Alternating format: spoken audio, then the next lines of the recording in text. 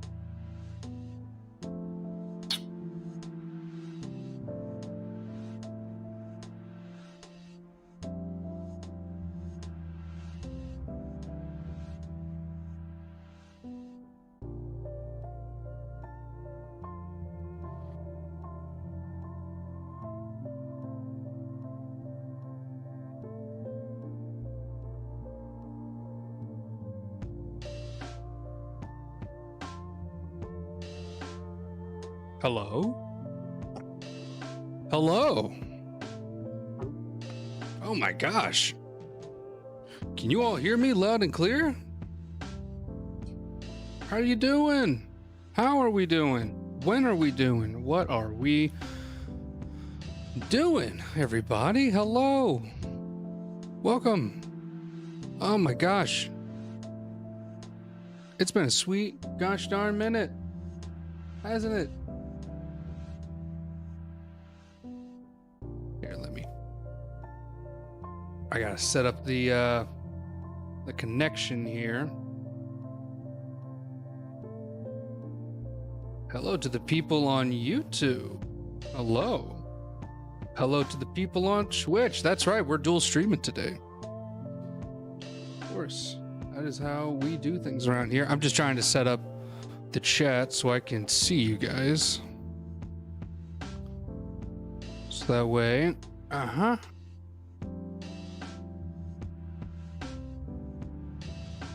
Custom browser docs.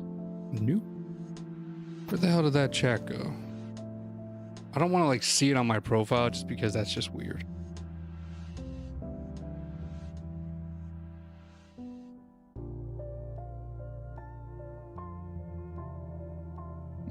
Hold up.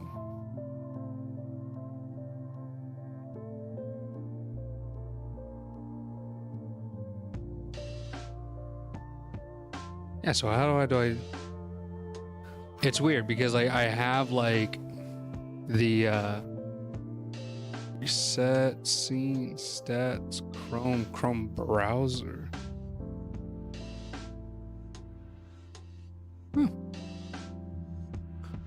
No idea how that happened.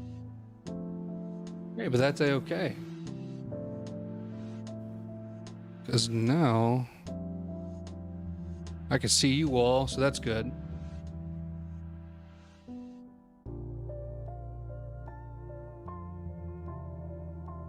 Let's see here.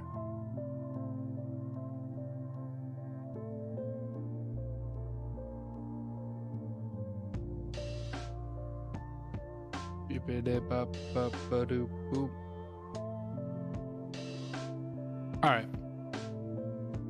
Cool. How are we doing, everybody? Hope you are doing just fine. I'm doing A-okay myself. Oh, here, you know what? I could just... Okay, nope, not do that. Hold up. Everything's falling apart. Of course, right when I'm trying to set up. First time. Okay, here we go. There we go. All right, cool. I got the chat, got everything all set up through here so I could hear you all. You all could see me. I can see you. Let me move my audio stuff over here. Okay. Okay. Everything should be fine now. Okie dokie. Students, what is up? Hope you like the new setup and stuff. We made a few changes. Hopefully it all looks peachy. All right. Yeah.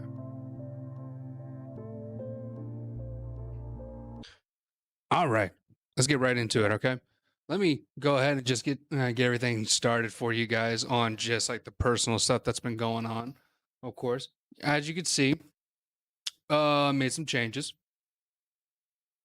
visually, conceptually, verbally, maybe even sexually. We'll see how that goes. But yeah, like, what was it? We got a nice little wooden frame here that's all nice and pretty. The background's got all like abstracty and stuff like that. I'm thoroughly enjoyed myself here. You know what? We'll just keep the music going because I like it. I like it a lot. What was it? We got a few things going on here. I'm gonna have some more music going as we go throughout here. It's not gonna be the same generic stuff.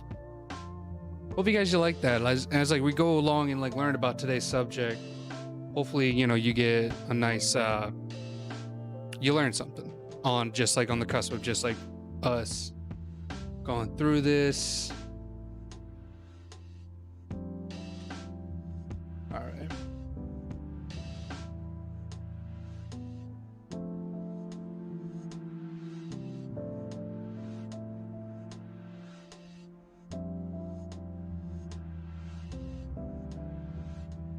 I'm just throwing on some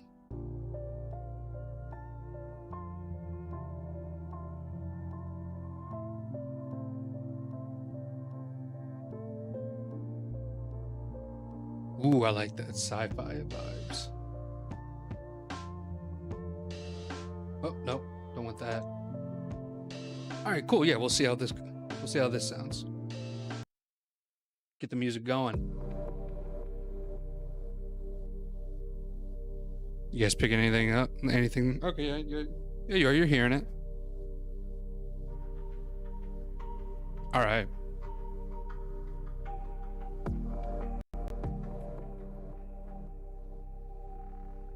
Okay, here we go. All right, so yeah, continuing on through today. Yeah, I learned quite a bit over just like this last bit on just like the local news of just what's been happening over on today's subject. By the way, yes, if you haven't checked the title for today, the topic that we're going to be discussing today is Afghanistan. The reason why I wanted to dive into this is because, well, we got to hit more trending topics, of course, but also I feel like there's something like, you know, there's always something missing. You know, we're always hitting a lot of the current topics with Afghanistan, and of course with the way I want to try to do this, and I think kind of the overall trajectory of this is like, I want to figure out the things I want to figure out. I want to personify what I'm learning, or at least understand it, and then like put more of a better spin to what I'm seeing. And that's kind of what, and like that's what I want to do well through this, and hopefully, you know, you learn something along the way. Of course, my wonderful students. I think that's the ultimate goal. And by the way, if you have not seen me before, my name is Professor Void. Hence the bow. All right. Now, of course, my goal is to teach you something. My goal is to learn something. And at first I wanted to like try to like do a whole like gimmick and process towards this and see what I can dive into this. But you know what? We'll see what we got. All right, because you know, like that, it could be a whole thing on just like what we figure out, because there's so many like interesting things, and I think like that's like, you know, what the internet is for, and I want to take a hold of that. I want to harness that power. and just push it. All right? I just want to see. I just want to see what happens when we push it further. Just push it. Maybe. Something like that. But yeah. I think there's a lot to be learned around here. And that's what we're going to be doing. All right? Let me just do a little bit more setup on my end, and then we'll get right into the lesson. Course.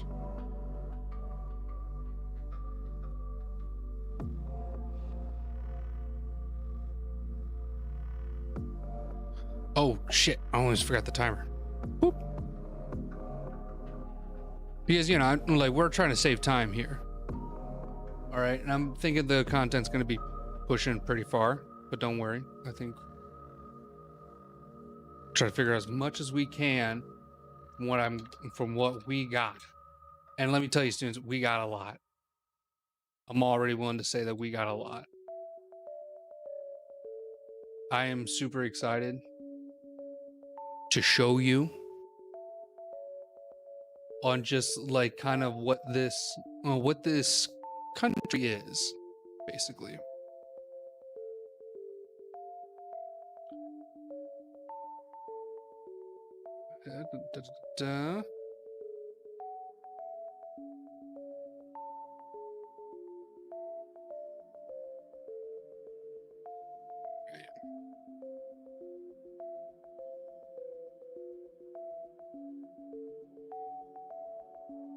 Just another one of those. Oh, students, this might be Judge Judy. Are you another one of those? Yeah, you are. You see what happens, students? What was it? I've been getting like so much of these like things, these people coming through and just bothering folks of like these random names and stuff like that. Like any new streamer that's watching this, there's like this new thing where, like, you know, of course, like bigger streamers are dealing with the hate raids, and then now other people are dealing with this like kind of like following thing where someone just like rapidly, like they just like follow you and then they unfollow you, and it happens like I think like every time you go live, like they just go in and try to fuck you up on that. And it's so stupid. It really is. It's pathetic on what they're trying to do. But hey, don't worry, I got the list of the legit people who are trying to follow and stuff like that. What was it? Hill Ray and is misfortune. I think those are the latest ones. Yeah, those are the latest ones that we got on here. Besides the damn point. Goodness. Let's get right onto it, ladies and gentlemen, okay? What we have here, all right, is Afghanistan. All right, now, of course, what we need to do, and what I got here is a beautiful little document for you all to look at, is kind of like, what are the basics? All right, I want to know like the history, the geography of this, the culture around this area, and that's kind of what we're doing. Of course, you know, we only have 2 hours, 2 hours to do it, but the goal is for us to learn something brand new. And mind you, I'm probably going to get something wrong here. I'm not an official person onto this, all right? But I'm just here to expose you and maybe get the ball rolling if anyone's trying to look forward into it, which I'm super excited about, all right? So, let's get right into it. Brian, my fair sir, my good man, can you go ahead and give us the go-to on what's happening here, all right? Can you all see that? Do I have to get closer? I probably have to get closer for you guys, because I want you guys to be able to read this. Yeah. Okay, let's get right on it. Afghanistan, Afghanistan, listen, also pronounced Evinson, Evanistn, Pashto Dari, Pashto, Afghanistan, Avnistn, Ab, Dari, Afghanistan, Avnestn. Officially, the Islamic Republic of Afghanistan is a country located in Central Asia and South Asia. It has borders with Pakistan in the south and east, Iran in the west, Turkmenistan, Uzbekistan and Tajikistan in the north, and China in the far northeast. In early times, people passed through it with animals and other goods as it connected China and India with Central Asia and the Middle East. More recently, Afghanistan has been damaged by many years of war. This has resulted in there not being enough jobs. The country is around 251,826 square miles, 652,230 square kilometers, in size or area. There are 30 million people in Afghanistan. There are about 3 million Afghan refugees, people who had to leave the country, who are in Pakistan and Iran for some time. In 2011, its capital, Kabul, had about 3,691,400 people living in it. Afghanistan is de facto governed by the Taliban-controlled Islamic Emirate of Afghanistan, after the collapse of the internationally recognized Islamic Republic of Afghanistan on the 15th of August 2021. Media said on the 18th of August, that the country's last remaining holdout, is, the Panjshir Valley, and it looks like Amrullah is there. Geography. Afghanistan has many mountains. The mountain... So, okay. First off, the first thing that we learned that it's actually landlocked. That's landlocked. That, let's see here. Early times people passed through. Was it part of the Silk Road then? Hold up, let's actually run a quick.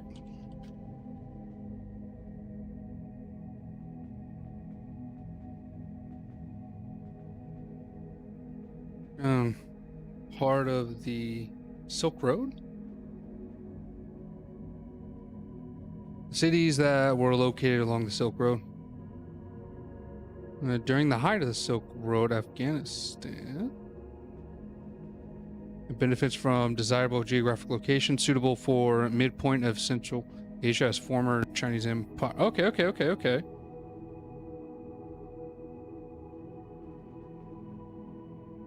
Is home to over sites. Oh, okay. All right. Let's hold on to this. Because when we go into the the deeper parts of it, like, we'll learn more and more as we go along. Okay, so let's get right back into the geography of Afghanistan. Because I feel like Afghanistan has like a really, I feel like Afghanistan has a really diverse, like, geography. Maybe. Afghanistan has many mountains. The mountains are called the Hindu Kush and Himalayas. The tallest mountain in Afghanistan is Mount Noshok. There are plains, which have soil that is good for growing plants, and foothills. Part is also dry and called the Registan Desert. Afghanistan has snow and glaciers in the mountains. Amu Darya is the big water stream, or river. Okay, hold up. Sorry, I thought this was maybe gonna be like a little bit...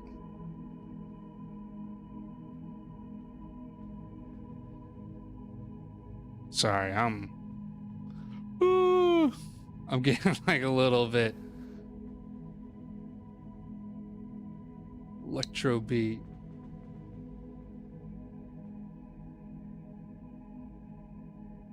You know what I mean? I'm getting a little bit sleepy. Huh.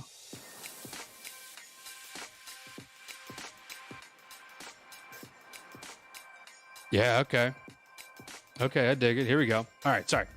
Let's go ahead and restart that. Afghanistan has many mountains. The mountains are called the Hindu Kush and Himalayas. The tallest mountain in Afghanistan is Mount Noshok. There are plains, which have soil that is good for growing plants, and foothills. Part is also dry and called the Registan Desert. Afghanistan has snow and glaciers in the mountains. Amu Darya is the big water stream, or river. The country has a lot of a valuable stone called lapis lazuli, which was used to decorate the tomb of the Egyptian king Tutankhamun. Oh shit, lapis lazuli? Oh shit! Fuck, we need to get a server going on that. A little Minecraft server going on that? Hell yeah. Fuck yeah. Lapis lazuli, fucking start. That's what's up. They haven't dug into it and start upgrading their shit. That's what they need to do. Get it right up in there. That's the valuable material they were talking about. Okay. Climate. Afghanistan has a continental climate with hot summers and cold winters. Having no water sometimes causes problems for farmers. Sandstorms happen a lot in the desert, plants and animals. Southern Afghanistan has not many plants because it is dry. There are more plants where there is more water. Mountains have forests of pine and fir, cedar, oak, walnut, alder, and ash trees. Afghanistan's wild animals live in the mountains. There are wolves, foxes, jackals, bears, and wild goats, gazelles, wild dogs, camels, and wild cats such as the snow leopard in the country. The birds are falcons, eagles and vultures. The rhesus macaque and the red flying squirrel are also in Afghanistan. Wait, what? Oh! Ah! Eat monkey! Look at that.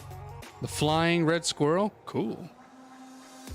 Many years of war, hunting, and years of no water have killed animals in Afghanistan. There used to be tigers in Afghanistan, but now there aren't any. Bears and wolves are almost gone. People have Many people have moved through or invaded the land of Afghanistan. Today's people of Afghanistan are known as Afghans. They have many traits passed down from these previous peoples. The largest group of people are the Pashtuns. These make up about half the population. Tajiks are the second largest ethnic group, making up about 1/5 of the population. Before the 20th century, Tajiks were called Sats and some come from the Iranian peoples. Most Pashtuns are also related to the Iranian peoples. Some Pashtuns and Tajiks marry each other but at the same time they are rivals.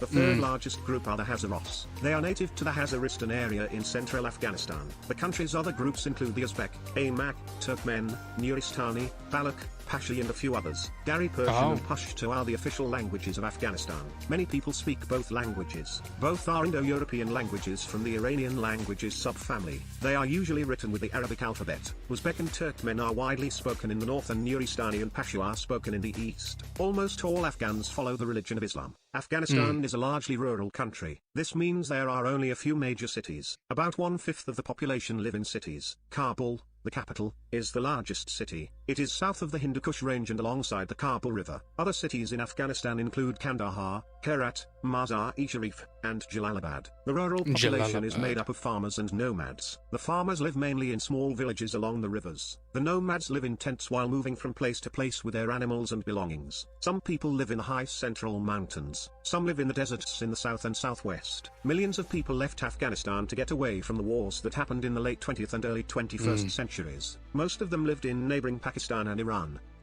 Okay. I'm guessing from what America did for the Russian what was that, like the Russians invading and then America invading. So okay. This has a pretty diverse like climate. I didn't know about that. What was it like climate's about? There we go. Was Afghan many mountains. Many mountains.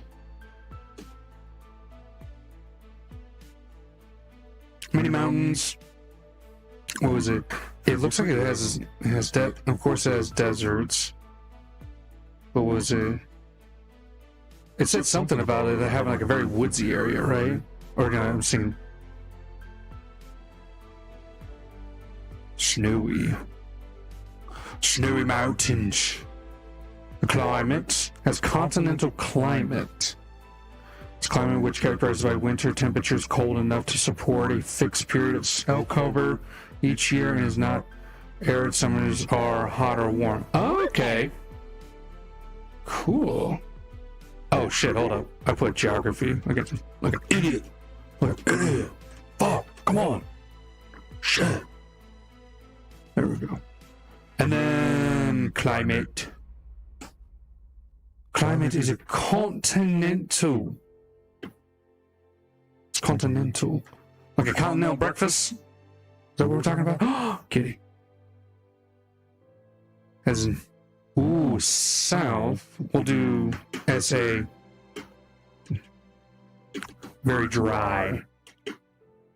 No plants. Very dry, no plants.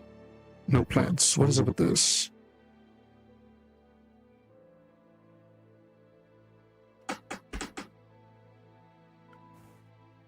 Here, I'm gonna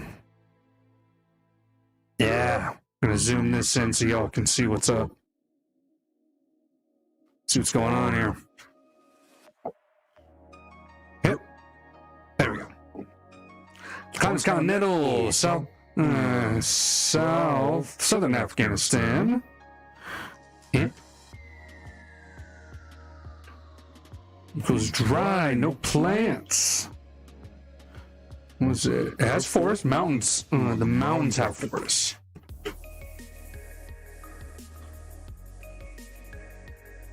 We see that the mountains have forests. They actually have a lot of wild animals live in the mountains. So a lot of the living things live in the mountains. Just give off some of the highlights here. Wolves. I think we got camels. Yeah. Camels, baby. Wild cats. That's pretty cool. And then, of course, the coolest. The rhesus macaque. What was that again? The rhesus macaque and the red fly. The rhesus macaque. Rhesus macaque. Rhesus macaque. Pretty cool. Snow leopard. I like that. Cool. And of course, we can't really forget. Yeah. All of this was lessened by war and lack of water.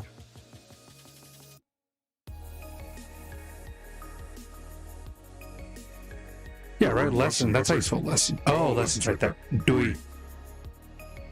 Alright, cool. Look at that. Now let's move on to the people and culture. People and culture. Many people have moved through or invaded the land of Afghanistan. Today's people of Afghanistan are known as Afghans. They have many traits passed down from these previous peoples. The largest group of people are the Pashtuns. These make up about half the population. Tajiks are the second largest ethnic group, making up about 1/4 of the population. Okay, yeah, we talked about this, but let's see here. The people that live there, you have, what was it? The majority, you have the Pashtuns,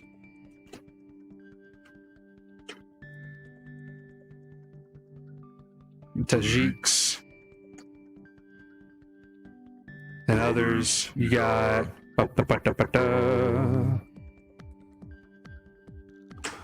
we're just taking the ones that are listed out here, just so you know.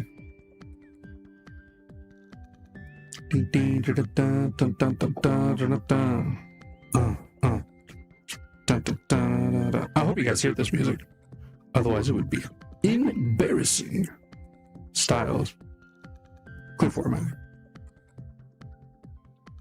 Cool. Yeah. Oh yeah. And then we give it all a nice little bulletin. Landlocked. Boom. There we go. Yeah, we got it. Snow leopard. The snow leopard. Boom. Cool. Nice, we got it. And then, so we kind of learned about that, and then, the languages. Of course, we gotta figure out the language.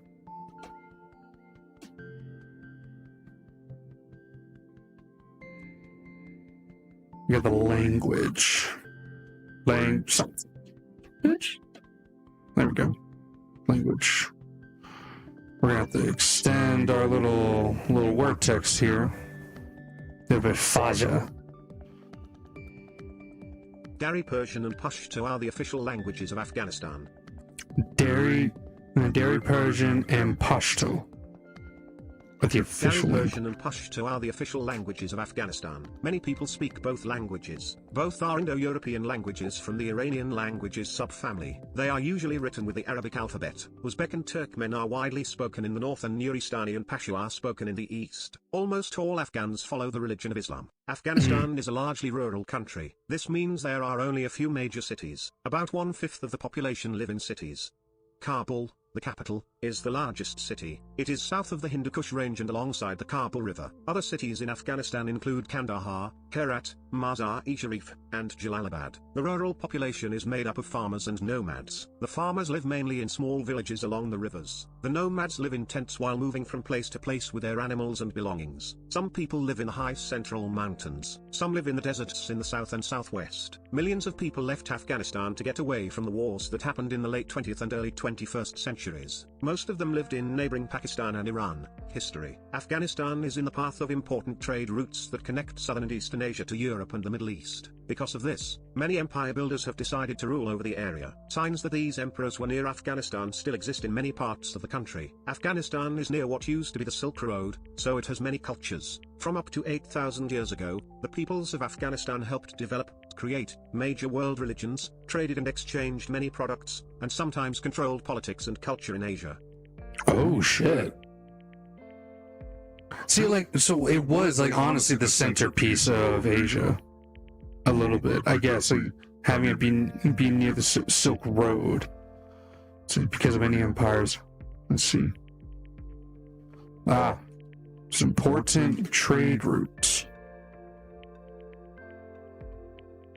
Silk Road. And so, okay, yeah, we can move right into that.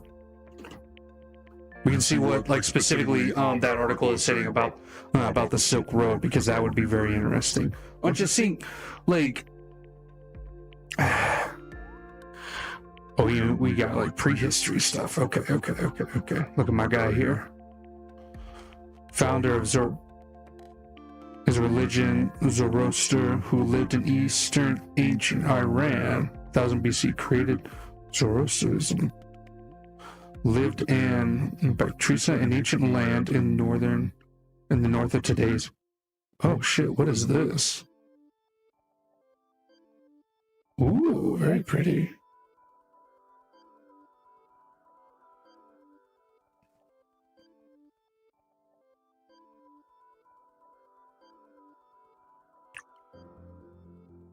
Okay. Yeah, we'll look into that. Okay, first we'll get into the Silk Road, and then we'll finish off, and then we'll do that part. And then let's see here. Let's finish off what we have here, though. Let's see. Important trade route. We got the Silk Road. So it's as many parts. Yeah, the Silk Road. Help develop major religions.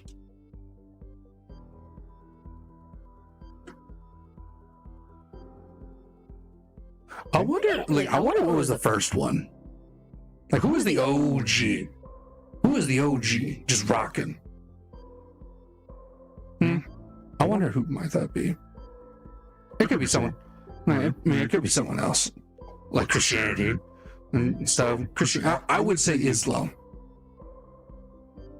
Like, at least like out of the three majority ones, I would say like the OGs.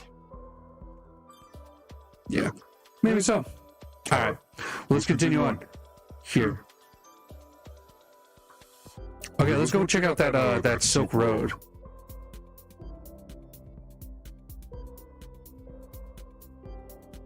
My bad. I'm sorry.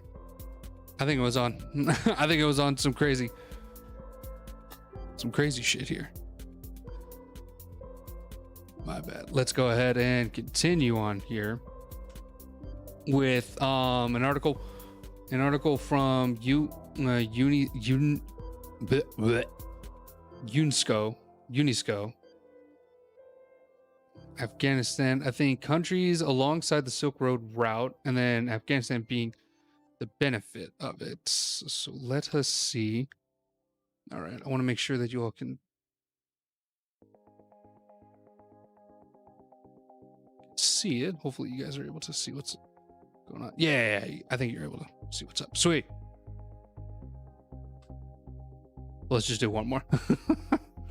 All right, here we go. While all efforts of Afghanistan benefits from a desirable geographic location, situated at the midpoint of Central Asia, with the former Chinese empires to its east and Persian empires to its west. As a result, goods traded between Western and Eastern Asia would undoubtedly cross Afghanistan. The cities that were located along the Silk Roads included Balkh, Bamiyan, Herat, Badakhshan, and Kabul. During the height of the Silk Roads, Afghanistan, and the ruling empires, benefited handsomely from open trade, and maintained trade networks during times of political stability. One of the key goods native to Afghanistan that was widely traded along the routes was lapis lazuli. Afghanistan is home to over 1,500 archaeological sites, with excavations revealing evidence of both Eastern and Western influences in architecture and material goods. Afghan cities saw exchanges of Chinese silk, Persian silver, and gold from Rome. Over time, Buddhism spread to Afghanistan before arriving in China, with the Bamiyan Buddhas standing as evidence of the influence of Buddhism in the region. The spread of Buddhism to China was encouraged by the Kushan dynasty, who were patrons of the religion within their territory. Constant cultural exchange also resulted in Chinese patterns influencing Islamic architecture in the 14th century, and Mongol ideas being adapted into Afghanistan's laws. Aspects of intangible culture developed throughout the periods of the Silk Roads remain a part of Afghan culture today, such as hospitality, and the number and variety of languages spoken. Since Afghanistan is landlocked, it saw a decline in trade when maritime technology began to develop in the 15th century, and maritime routes were increasingly used due to lower costs and shorter lead times. That sucks. Archaeology, world head culture. Ooh, this is like a whole thing. Agriculture remains a valley. Okay. This is gonna be like a whole thing. This is gonna be a whole thing here. Hold up. Let's continue. What was it we have for like prehistory, and let's see what's up with this stuff here. All right. So okay, let's go. Archaeologists digging a cave in what is now northeastern Afghanistan, in Badakhshan, discovered that people lived in the country as early as 100,000 years ago. They found the skull of a Neanderthal, or early human, as well as tools from about 30,000 years ago. In other parts of Afghanistan, archaeologists uncovered pottery and tools that are 4,000 to 11,000 years old, evidence that Afghans were among the first people in the world to grow crops and raise animals. Farmers and herders settled in the plains surrounding the Hindu Kush as early as 7,000 BC. These people may have grown rich off the lapis lazuli they found along riverbeds, which they traded to early city sites to the west, across the Iranian plateau and Mesopotamia. What is like... So like, what is lapis lazuli? Let's let's get a quick demo of this. Lapis lazuli is a mineral and a gemstone. It is formed as a metamorphic rock of the limestone type. Lapis is famous for its beautiful blue color. Its name means stone of blue. Lapis lazuli has been used for many things. It has been made into beads and used in jewelry since prehistoric times. It can be carved into statuettes, little sculptures. The major use was as a pigment, color, in artists' paint. During medieval and Renaissance times, lapis was ground into powder and mixed with oil. It was used as the color for painting the sky and blue clothes. It can be seen in the fresco paintings of Giotto and the tempera paintings of Francis Angelico. Lapis lazuli is a mineral and a gem. Wait, calm down. Painting of... It can be seen in the fresco paintings of Giotto and the tempera paintings of Francis Angelico. Okay, got it. Francis Angelico. Oh, like this kind of blue here? Is that what we're talking about? Ooh, that's a blue. Students. I like how the picture got smaller when I tried to full screen it. What the fuck? Okay, sure, whatever. Jesus. Oh, so that's like the blue that they were talking about on what? Damn. I guess so. It was like, because I'm guessing like back in the day, they probably didn't know what the fuck blue was. Probably. Look at that. And like we're here playing Minecraft thinking that lapis lazuli is like complete bullshit. Only good use is for dye or enchantments and stuff like that. See, they were still in like, they haven't gotten the proper update though. I think that's what's up. They need to get like, what was it? Like Minecraft, like what was it, 1.14 or something like that, when they can like start, that's what we need to do. I think They get that, and they get that. They start enchanting their weapons. Boom. Afghanistan, you're back right up. I can see it. I can see it. All right. Sorry, yeah, I interrupted you, Brian. My bad. Please continue. Afghanistan. From Nope, farmers and never herders settled in the plains surrounding the Hindu Kush as early as 7000 BC. These people may have grown rich off the lapis lazuli they found along riverbeds, which they traded to early city sites to the west, across the Iranian plateau and Mesopotamia. Okay, As farms and villages grew and thrived in Afghanistan, these ancient people eventually invented irrigation, digging ditches for water so it flows to crops, that allowed them to grow crops on the northern Afghanistan desert plains. hell yeah. This civilization, advanced state of organization, is today called MAC. Bactria, Margiano Archaeological Complex, or the Oxus Civilization. The Oxus Civilization expanded as far east as western edge of the Indus Valley during the period between 2200 and 1800 BC. These people, who were the ancestors of the Indo-Aryans, used the term Aryan to identify their ethnicity, culture, and religion. Scholars know this when they read the ancient texts of these people, the Avesta of Iranian people and the Vedas of Indo-Aryans. Zoroaster, the founder of the Zoroastrian religion, the world's earliest monotheistic religion, meaning a religion believing in one god, lived in the area, somewhere north of today's Afghanistan. That goes right into what we had pulled up here. All right, so okay, we're like not to get too much off to it, but let's see. I want to see what's up with this. Zoroastrianism. From Simple English Wikipedia, the free encyclopedia. Zoroastrianism is a religion. Zoroaster, who lived in eastern ancient Iran around 1000 BC, created Zoroastrianism. My dude named the religion off of himself. Just like, no, I got it. I got it. It's like, oh, what do you plan on calling this religion? Like, you know, me. It's a little pretentious, but Other I like names for Zoroastrianism are Mazdaism and Parsiism. Zoroastrianism is a monotheistic religion. The Zoroastrian god is called Ahura Mazda. The holy book of Zoroastrianism is the Zend-Avesta. Zoroastrianism is also dualist. Zoroastrians believe Ahura Mazda created two spirits, a good one, Spentaminyu, and a bad one, Angraminyu. Zoroastrians believe people are free to choose between good and bad. Choosing good will lead to happiness, and choosing bad will lead to unhappiness. So it is the best to choose good. Therefore, the motto of the religion is good thoughts, good words, good deeds. Zoroastrianism was the state religion of Persia starting in the 6th century BC, including the Sassanid dynasty. In the 7th century AD, Persia was conquered by Islamic Arabs, and most Persians became Muslims. Nowadays, there are about 2.6 million Zoroastrians in the world. Most of them live in Iran, Pakistan or India. In Pakistan and India, they are called Parsis. Many Zoroastrians now live in the United States. in the United States. Oh, hey, welcome. What's up? That's cool. Zoroaster.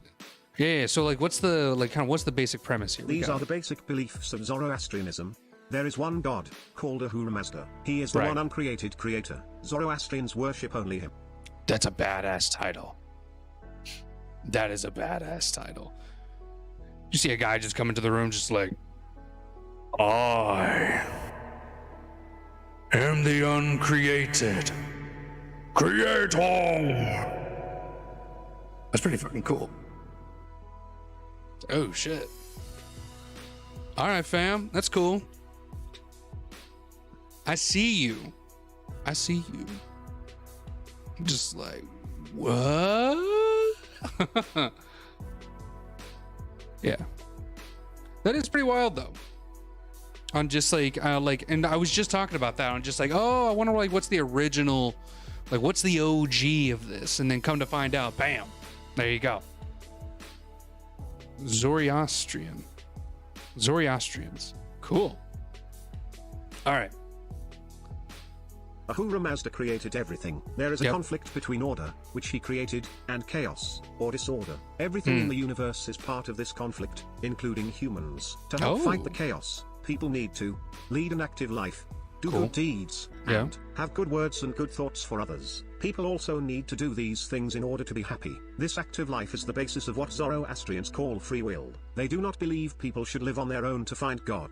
For example, in monasteries. The conflict will not last forever. Ahura Mazda will win it in the end. When this happens, everything that Ahura Mazda created will be together with him again, even the souls of people who died or who were banished. All bad things in the world are represented as Angra Mainyu, the destructive principle. All good things are represented by Spenta Mainyu, the good spirit which Ahura Mazda created. Through Spenta Mainyu, Ahura Mazda is in all humans. In this way, the creator interacts with the world. When Ahura Mazda created everything, he made 7 sparks, called Amesha Spentas, bounteous immortals. Each of them represents a part of Ahura Mazda's creation. These 7 sparks are helped by many lesser principles, the Yaz-Artas. Each Yaz-Artu is worthy of worship and also stands for a part of the creation. Some historians believe that the 3 wise men, Magi, who visited Jesus after he was born were Zoroastrian priests.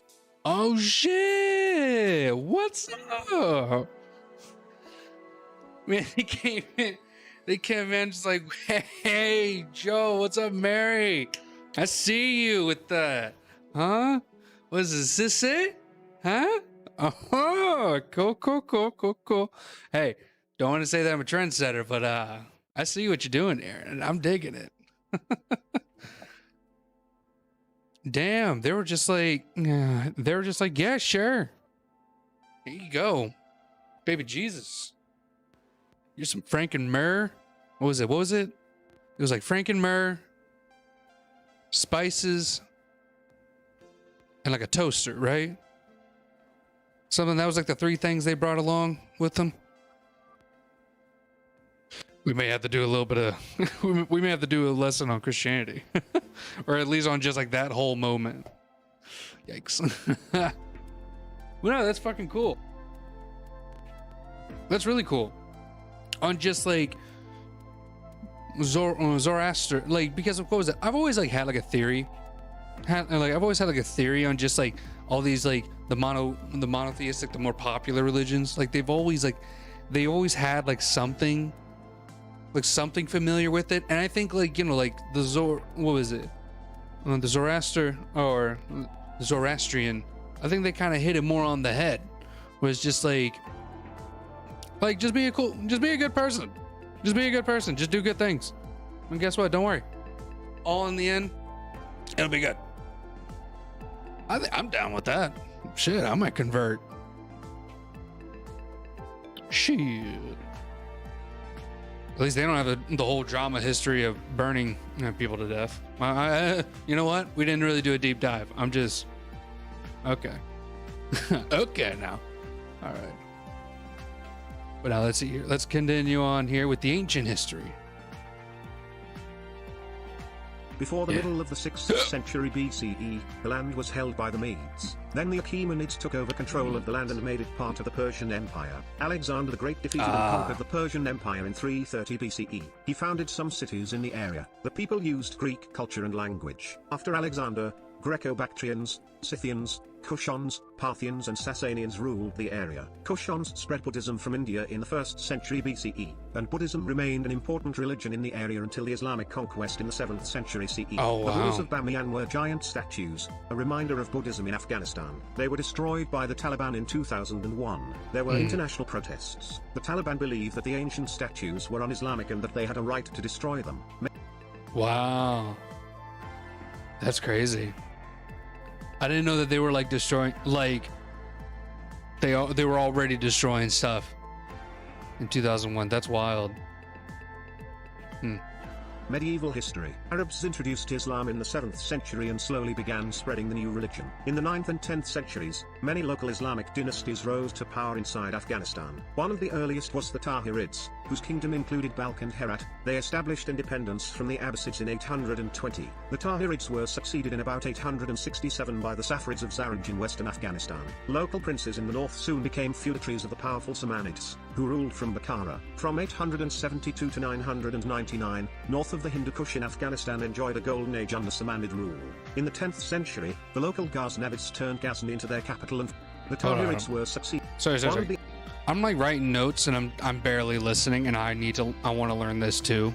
So hold up, let me In the 9th get back and 10th to that. centuries, many local Islamic dynasties rose to power inside Afghanistan. One of the earliest was the Tahirids, whose kingdom included Balkh and Herat. They established independence from the Abbasids in 820. The The Tahirids were succeeded in about 867 by the Saffarids of Zaranj in western Afghanistan. Local princes in the north soon became feudatories of the powerful Samanids, who ruled from Bukhara. From 872 to 999, north of the Hindu Kush in Afghanistan enjoyed a golden age under Samanid rule. In the 10th century, the local Ghaznavids turned Ghazni into their capital and firmly established Islam throughout all areas of Afghanistan, except the Kafiristan region in the northeast. Mahmud of Ghazni, a great Ghaznavid sultan, conquered the Multan and Punjab region, and carried raids into the heart of India. Muhammad bin Abdul Jabbar Utbi, Al-Utbi, a historian from the 10th century, wrote that thousands of Afghans were in the Ghaznavid army. The Ghaznavid dynasty was replaced by the Grids of Ghor in the late 12th century, who reconquered Ghaznavid territory in the name of Islam and ruled it until 1206. The Grid army also included ethnic Afghans. Afghanistan was recognized as Khorasan, meaning land of the rising sun, which was a prosperous and independent geographic region reaching as far as the Indus River. Wow. That's wild.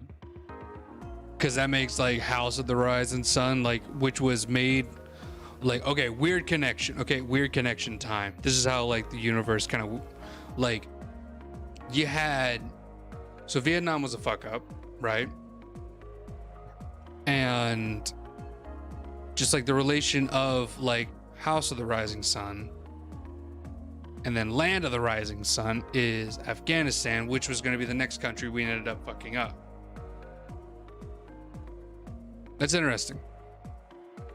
It's just like, it's just an interesting little catch-all there. All the major cities of modern Afghanistan were centers of science and culture in the past. The new Persian literature arose and flourished in the area. The early Persian poets such as Rudaki were from what is now Afghanistan. Moreover, Ferdowsi, the author of Shahnameh, the national epic of Iran, and Rumi, the famous Sufi poet, were also from modern-day Afghanistan. It has produced scientists such as Avicenna, Al-Farabi, Al-Bayuni, Omar Khayyam, Al-Khwarizmi, and many others who are widely known for their important contributions in areas such as mathematics, astronomy, medicine, physics, geography, and geology.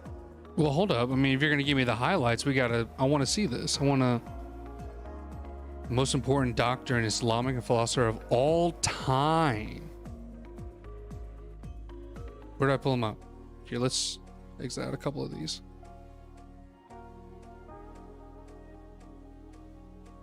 We got you. Okay. Ooh, that's very pretty. Very pretty relief. Like the drawing. Was the most important doctor of Islamic philosopher of time. He wrote about 450 works. Okay, hold up. I'm going to let Brian do his thing here. Oh, okay, this is a whole thing. Okay, we're just going to get the first paragraph and then, because I want to see who these people are. I want to learn this. Avicenna, from Avicenna, c. 980 to 1037, was a Persian polymath and the most important doctor and Islamic philosopher of his time. He wrote about 450 works on a wide range of subjects, and about 240 have survived, including 150 on philosophy and 40 on medicine. Wow. His most famous works are the Book of Healing, a philosophical and scientific encyclopedia, and the Canon of Medicine, a medical encyclopedia. He is also known as Ibn Sina and Por Sina, Persian, which means son of Sina in English. His full name in Arabic is Abu Ali al-Hussein ibn Abdallah ibn Sina. In English, he is usually called Avicenna, Greek, Abetu iota tau zeta iota alpha nu sigma, his Latinized name. Gotcha. Oh, wow, this guy did astronomy, alchemy, geography, geology, psychology, Islamic theology, logic, mathematics. Damn. Cool. Oh, what? From 1015 to 1022, Avicenna was a high official and doctor to the ruler of Hamadan. After the ruler of Hamadan died, Avicenna was put in prison. He was released 4 months later. Oh God, he didn't do his job right, or was it just a change of ruler? It's like, you son of a bitch, you didn't keep him living alive. Living alive, yeah. He was released 4 months later when Hamadan was captured by Ala al-Dawla, the ruler of Isfahan. Ala al-Dawla only captured Hamadan for a short period of time. Avicenna escaped, disguised as a dervish, to Isfahan to work for Ala al-Dawla as a doctor. In 1030, the Ghaznavids attacked Isfahan and some of Avicenna's work was lost and possibly stolen. He died during an attack on the city of Hamadan. Ah, damn. That sucks. All right, who do we got next? Oh, wait. Oh, yeah.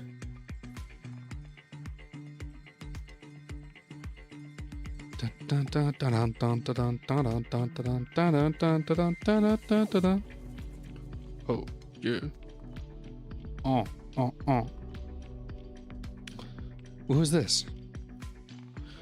Was a Persian scientist and philosopher of Islamic world. He was also a cosmologist. Cosmologist. Logic is the study of reason, and a musician. Cool. Let's see. Oh, there we go.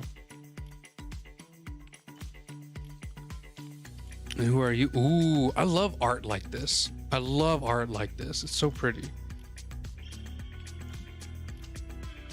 Great scholars of the medieval Islamic era, and was versed in physics, mathematics, astronomy, naturals. Damn, he did a lot of work as a historian, chronologist, and linguist. It's word meaning the study of time. Damn, my dude went off. My dude was studying time back in when there was lack of it. My dude was studying time in the 900th century. So you want me to tell you the time? I can tell you everything about the time. All right, let's see here. What we got? Who's this? Who are you? Oh my, beautiful. These dudes got some badass paintings. And math. Okay. Yeah. Brian, talk to us. Omar Khayyam, Persian, or Omar Khayyam. Omar Khayyam. May 181,048 Nishapur, Iran, d. December 41,131, was a Persian, mathematician, astronomer and poet. In mathematics he contributed to the theory of equations, to the understanding of the parallel axiom, and possibly to the generalization of the binomial theorem. As an astronomer he contributed to a calendar reform when Sultan Malik Shah decided that the calendar needed some adjusting. Oh, hold up. This son of a bitch created this? Dude, you are the cause of so many F's in trigonometry. All right, seeing that, okay, yeah, no, you just gotta add it up. You just gotta add it up to 180. Wait a minute, what was it? Was this 180 students? Ah, fuck, damn it, we're gonna have to do it. We're gonna have to do a lesson on math. So this guy, he created it, and then what was it? The binomial expenses using the expression, and you created algebra. Oh, this, you. Omar Khayyam, you are a handsome man. Great style. I love this style. You pull off green very well. But still, what the fuck? You gotta create algebra? You cause so much stress for me. But you like the stars. As an astronomer he contributed to a calendar reform when Sultan Malik Shah decided that the calendar needed some adjusting. He is best known for his agnostic and skeptic poetry, largely because of the publication in 1859 of Rubaiyat of Omar Khayyam by the translator Edward Fitzgerald. Edward Fitzgerald. Gotcha. Hey, that's all good, Animated Zach. That's all good. We're learning a lot here. Turns out, there's so many people that contribute so much that it's just if you just even I feel like we're just barely scratching the surface on just I found it a lot on math, science, dare I say art. That's the thing, I haven't seen too much art being pushed through here, but I mean, I don't know. You know what, we're gonna have to look that up. Let's I'll put that as a side note. Love these research streams. Hey, I love it, man. It's just it's these fun parts where you just get to dive into these little bit of loopholes and stuff like that.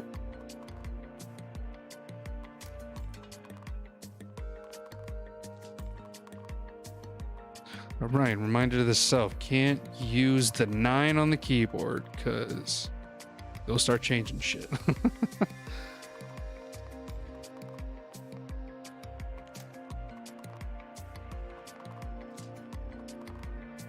Okay, what if I do it now? All right, cool. So I think we're fine. All right, yeah, we should be fine. Okay, cool. Jeez. What are we jamming to? Let me show you. Let me tell you what we got here. We got Debris by Jonas Meadows. I'm using what was it? No, I'm using Epidemic Sound just so I can like jam out while also, you know, messing with other stuff.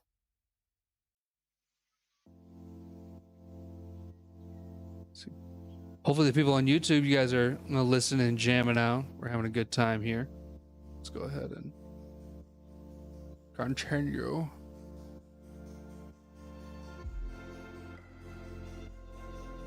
All right, hello. Oh, it wasn't the live one. Gotcha. All right. I need to find it, and you know what? That would be an interesting thing if I can like try to figure out a way to get like a nice little playlist going on here, so you all be able to see it. But let's continue on here. Until let's see, it remained the cultural capital of Persia until the devastating Mongol invasion in 13th century. Damn. Timur, the Turkic conqueror, took over in the end of the 14th century and began to rebuild cities in this region. Timur's successors, the Timurids, 1405-1507, were great patrons of learning and the arts who enriched their capital city of Herat with fine buildings. Under their rule, Afghanistan enjoyed peace and prosperity. Between south of the Hindu Kush and the Indus River, today's Pakistan, was the native land of the Afghan tribes. They called this land Afghanistan, meaning land of the Afghans. The Afghans ruled the rich northern Indian subcontinent with their capital at Delhi. From the 16th to the early 18th century, Afghanistan was disputed between the Safavids of Isfahan and the Mughals of Agra, who had replaced the Lodi and Zuri Afghan rulers in India. The Safavids and Mughals occasionally oppressed the native Afghans, but at the same time the Afghans used each empire to punish the other. In 1709, the Hataki Afghans rose to power and completely defeated the Persian Empire. Then they marched towards the Mughals of India and nominally defeated them with the help of the Afsharid forces under Nader Shah. In what was it? Animate Zach. There's a facial tracking plugin for OBS. Should be able to find it on just kind of the forums and stuff. But later on, I'll post it on the thing for you.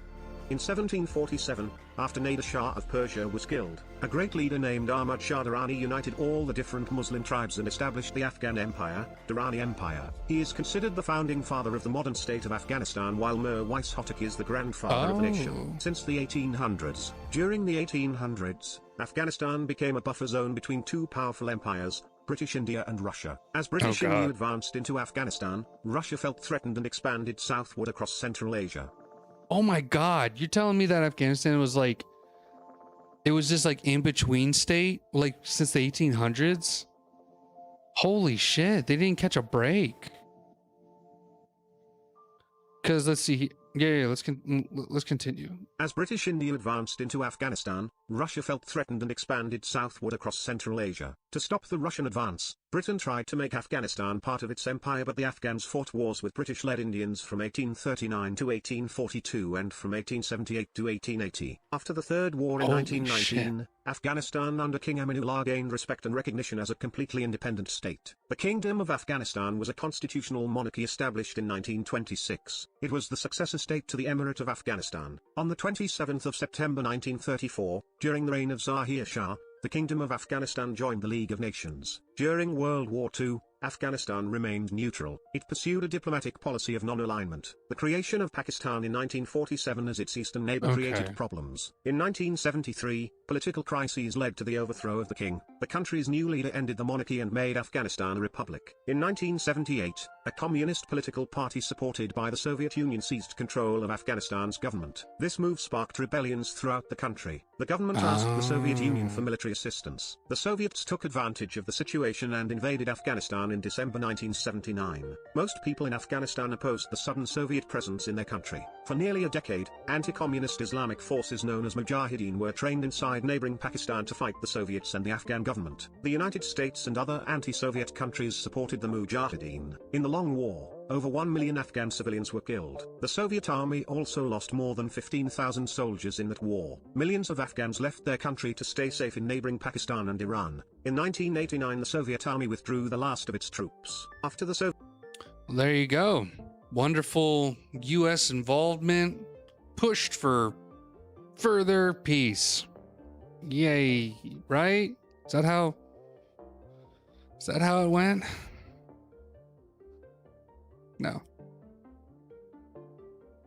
After the Soviets left in 1989, the Afghan civil war started. Different Afghan warlords began fighting for control of the country. The warlords received support from other countries, including neighboring Pakistan and Iran. A very conservative Islamic group known as the Taliban emerged in an attempt to end the civil war. By the late 1990s, the Taliban had gained control over 95% of Afghanistan. A group known as the Northern Alliance, based in northern Afghanistan near the border with Tajikistan, continued to fight against the Taliban. The Taliban ruled Afghanistan according to their strict version of Islamic law. People whom the Taliban believed violated these laws were given cruel punishments. In addition, the Taliban completely restricted the rights of women. Because of such policies, most countries refused to recognize the Taliban government. Only Pakistan, Saudi Arabia and the United Arab Emirates, UAE, accepted them as the official government. The Taliban also angered other countries by allowing suspected terrorists to live freely in Afghanistan. Among them were Osama bin Laden and members of the Al-Qaeda terrorist network. In September 2001, the United States blamed bin Laden for the terrorist attacks on the World Trade Center in New York City and the Pentagon outside Washington, D.C. The Taliban refused to hand him over to the United States. In response, the United States and its allies launched a bombing.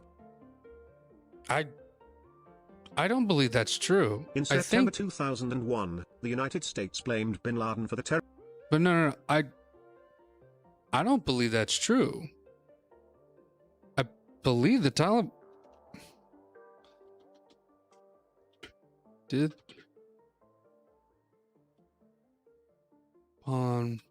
want to give Osama bin Laden to the U.S. Bush won't bargain for bin Laden. Bush rejects Taliban. Yeah, what? This is like...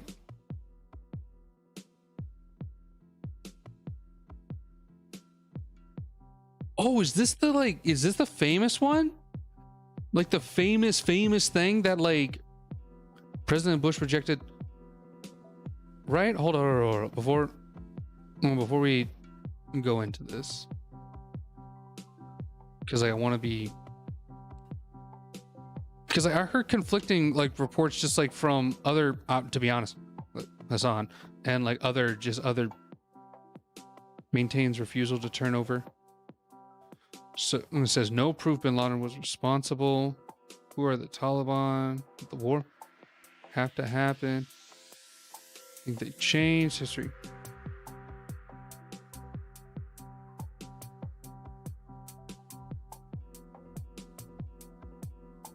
Okay, that's gonna be a whole thing.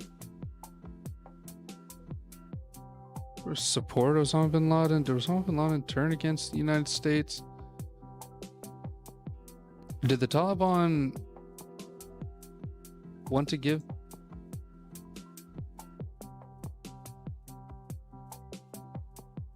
refusal? Define? Fine. Here we go. Refresh. Defying new military warning in Britain on Tuesday. Afghanistan's Taliban government again refused to turn over suspect terrorist mastermind and disagree with a threat to its regime. Only Allah changes the regime. The Taliban ambassador Pakistan Abdul Salam Zef said at news conference Quebec, Pakistan reiterated the Taliban insists that it would not turn over bin Laden without receiving evidence of his participation in September 11 attacks on America. He called again for talks with the United States, which already has rejected. We are ready for negotiation. As Ziev said, it is up to others to decide to agree or not. Only way of negotiation will solve our problem. we would discuss the issue and decide. After weeks of confrontation, which Afghanistan's radical Islamic government at the time has signaled an interest in a diplomatic solution, the lack of phraseology seemed to represent hardening of the Taliban's resolve in the face of strong comments by President Bush and Prime Minister Tony Blair. In Afghanistan, which remains closed to outsiders, there were reports of Taliban officially traveling around the country, mustering support for the nation's defense. They had talks with tribal leaders, with thousands of Afghans gathered in the city of Kandahar for one of the largest anti-U.S. demonstrations. See the Foreign Ministry. These efforts can be made spur of the moment. As part of Khan said that the United States did not offer a clear-cut evidence of bin Laden's involvement or share information about possible military operation against Afghanistan, for which Pakistan has promised to provide logistical support, intelligence information, and use of Pakistani airspace.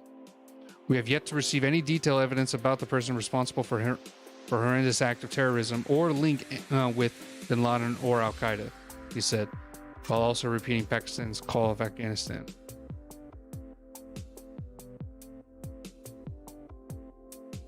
U.S. Embassy spokesperson Mark Wentworth said the 90-minute meeting was designed to inform Pakistan of the status of the investigation to date, but he declined to provide any details. Pakistan had indicated that it would not be shown confidential elements of what the United States had learned. What the fuck? After declining to share any evidence against bin Laden with Pakistan because of security concerns, the United States Tuesday provided its NATO allies with what Secretary General Lord Robertson said, clear evidence that conclusively linked bin Laden and his terrorist network to September 11 attacks. Zaif, the Taliban ambassador, dismissed claims that Washington represents to its allies.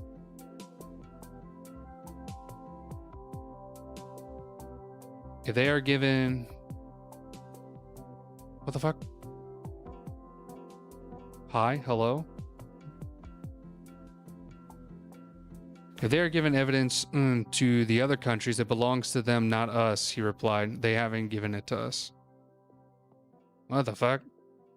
It's kind of weird. Why would they not provide evidence? That's weird. I feel like you should, right? Rejects Taliban's offers to hand.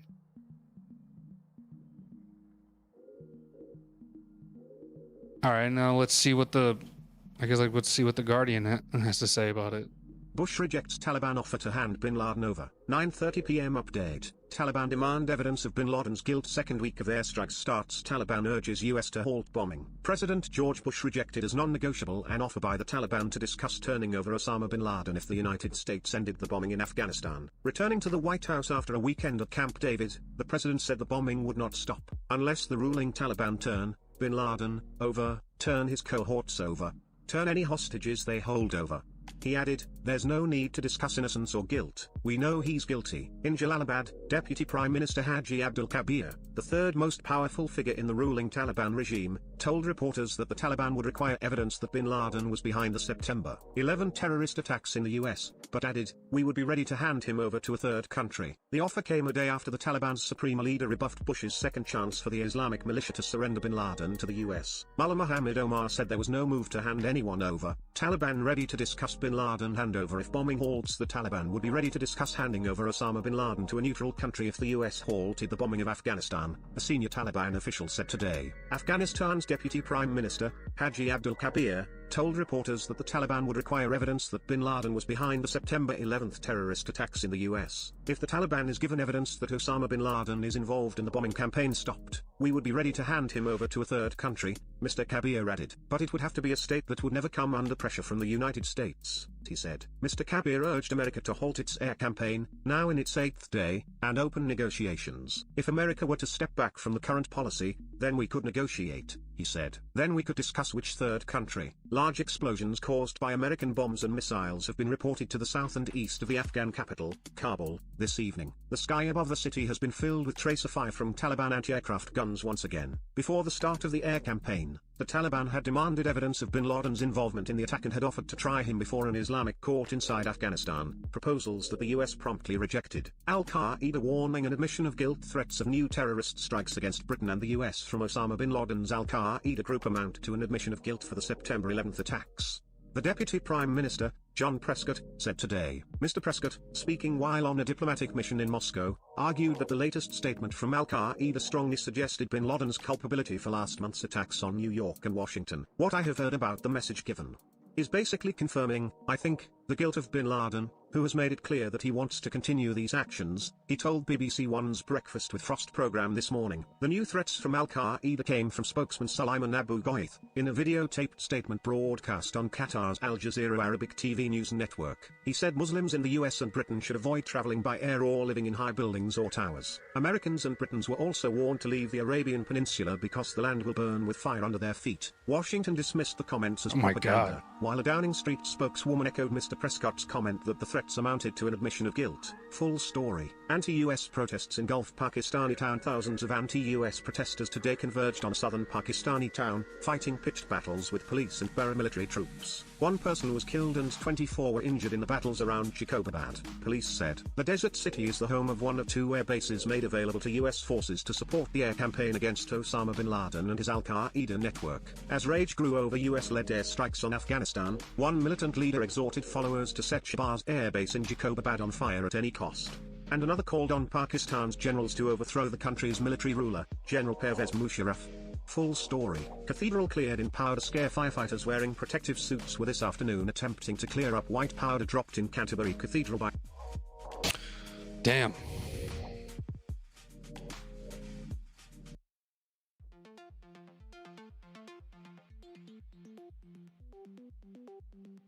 UN Commissioner warns of Afghan starvation threat. United Nations Human Rights Commissioner Mary Robinson has called for a pause in the US-led bombing of Afghanistan to allow food aid into the country and prevent a Rwanda-style humanitarian disaster. The former Irish president said that otherwise America and its allies could preside over the deaths from starvation of millions of people in Afghanistan. Mrs. Robinson, speaking to BBC One's Breakfast with Frost program from Geneva, said helping Afghanistan's civilian population through the winter had to be a top priority.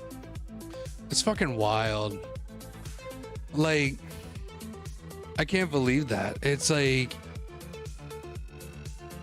so at first, like, they wanted proof on if the guy did it, but the US showed NATO somehow that they had proof. Why didn't they like show proof of that and get the guy? Like, we'll put him in a country. It's just like, go through the process. But no, we were just like, no. Just like, I don't know, how much you willing to lose on this, my dude? Like, how about $2 billion? I got 2 bills. All right, I got 2 bills in 20 years. Holy shit. Jesus Christ. I can imagine that. Cause like, okay. Cause I'm wondering just like how that, like, and what the fuck, Wikipedia? Refuse. In response, allies launched a bombing campaign on Al-Qaeda October 2001. Within months, the Taliban abandoned Kabul and the new government-led fighters have gone into Afghan from neighboring countries. Yeah, it doesn't even like say.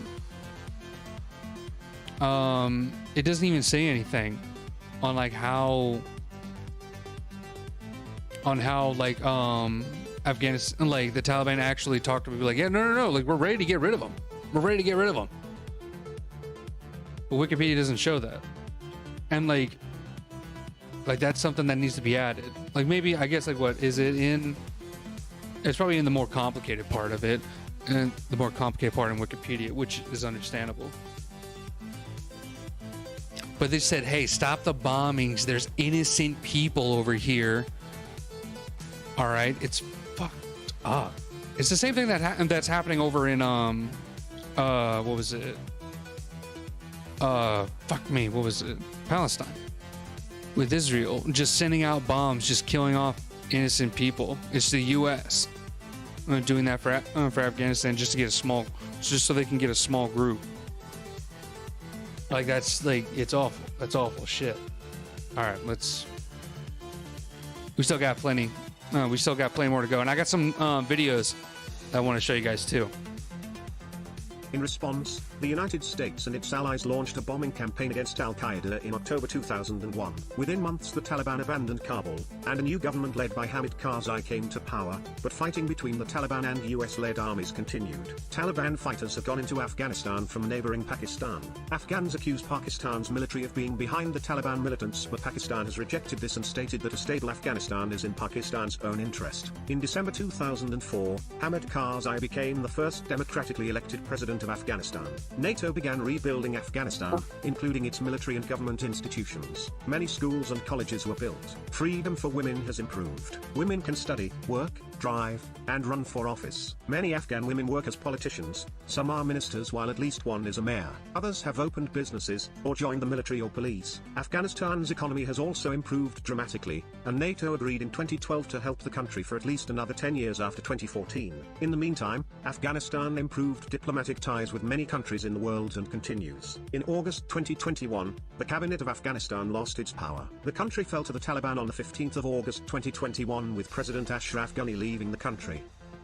That's wild. I wonder what happened.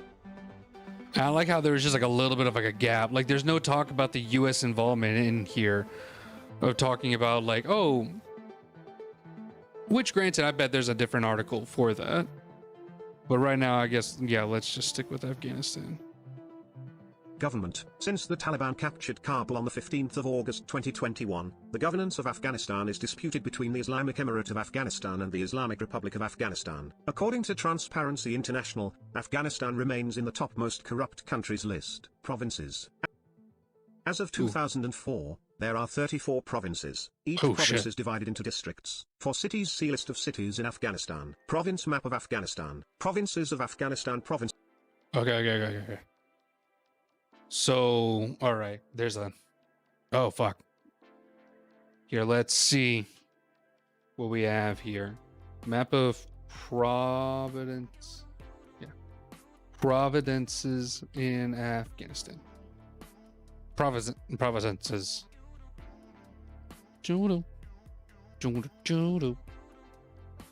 Okay. So, I want to study this. Real quick. Okay, we got to study this. All right, because we're gonna have a little bit of like a fun game on this. Okay, I want to try to map this shit out. All right, so we can learn this. Fuck me. Oh, look at that, Kabul. So okay, we got Herat, Farah, Nimruz, Hilman, Kandara, Zabul, Paktika, Oru. Oh boy. I'm so sorry if I'm butchering this. Let's see. Oruzgan, Dekondi, Gro, Bagish, Farab, Sarapul, Balk, Jaljan, Gishin, Pakte, Kausti, Logar, Wardak, Kapul, Parwin, Kunduz. All right, Takar, Practice 1, 2, 3. Oh, okay. I thought that was like a province, just like province 1, province 2. See, it's like that creator level when you're like building a state and you're just like, oh wait, fuck, we can name these. Nuristan, Konar, Nangarhar, and Badak Hashan, and Panjir, Legman. All right. Oh god, I'm not gonna be able to do this. Maybe we're gonna be able to do this. All right. Fuck, what was it? Shit. All right. Oh, Kapul. Shit. No, where was it? It was a tiny one. Shit. Oh, it was right there. Oh, Badakish. Yes. Oh, Pakis. Ah, damn it. Osarpul. Yes. Pam. Oh, fuck. Ah, it was right underneath it. It was a northern one, right? It was a northern one. Shit. Okay, it was a southern one. Fuck. It was a northern one. Takar. Oh, I actually got it. Cool. Oh, back. Nope. That's Farab. Big dish. Farab. Herat. Was it a big one? I thought it was a big one. It was a big one. Fuck. Nimruz. Oh, here. Nimruz. Fuck. Damn it. Nimruz. Wardak. That's over here, isn't it? Oh, it was that one. That's over here, isn't it? Wait. It's here. No. Ooh, that was south of here. Yes. Panjir. It's one of the smaller ones, isn't it? Oh, it was. Logar. Oh, it's one of the small ones. Small ones. Gore. That's a big one. Yes. Kandahar. Oh, it was a big one. Okay. Samagan. Fuck.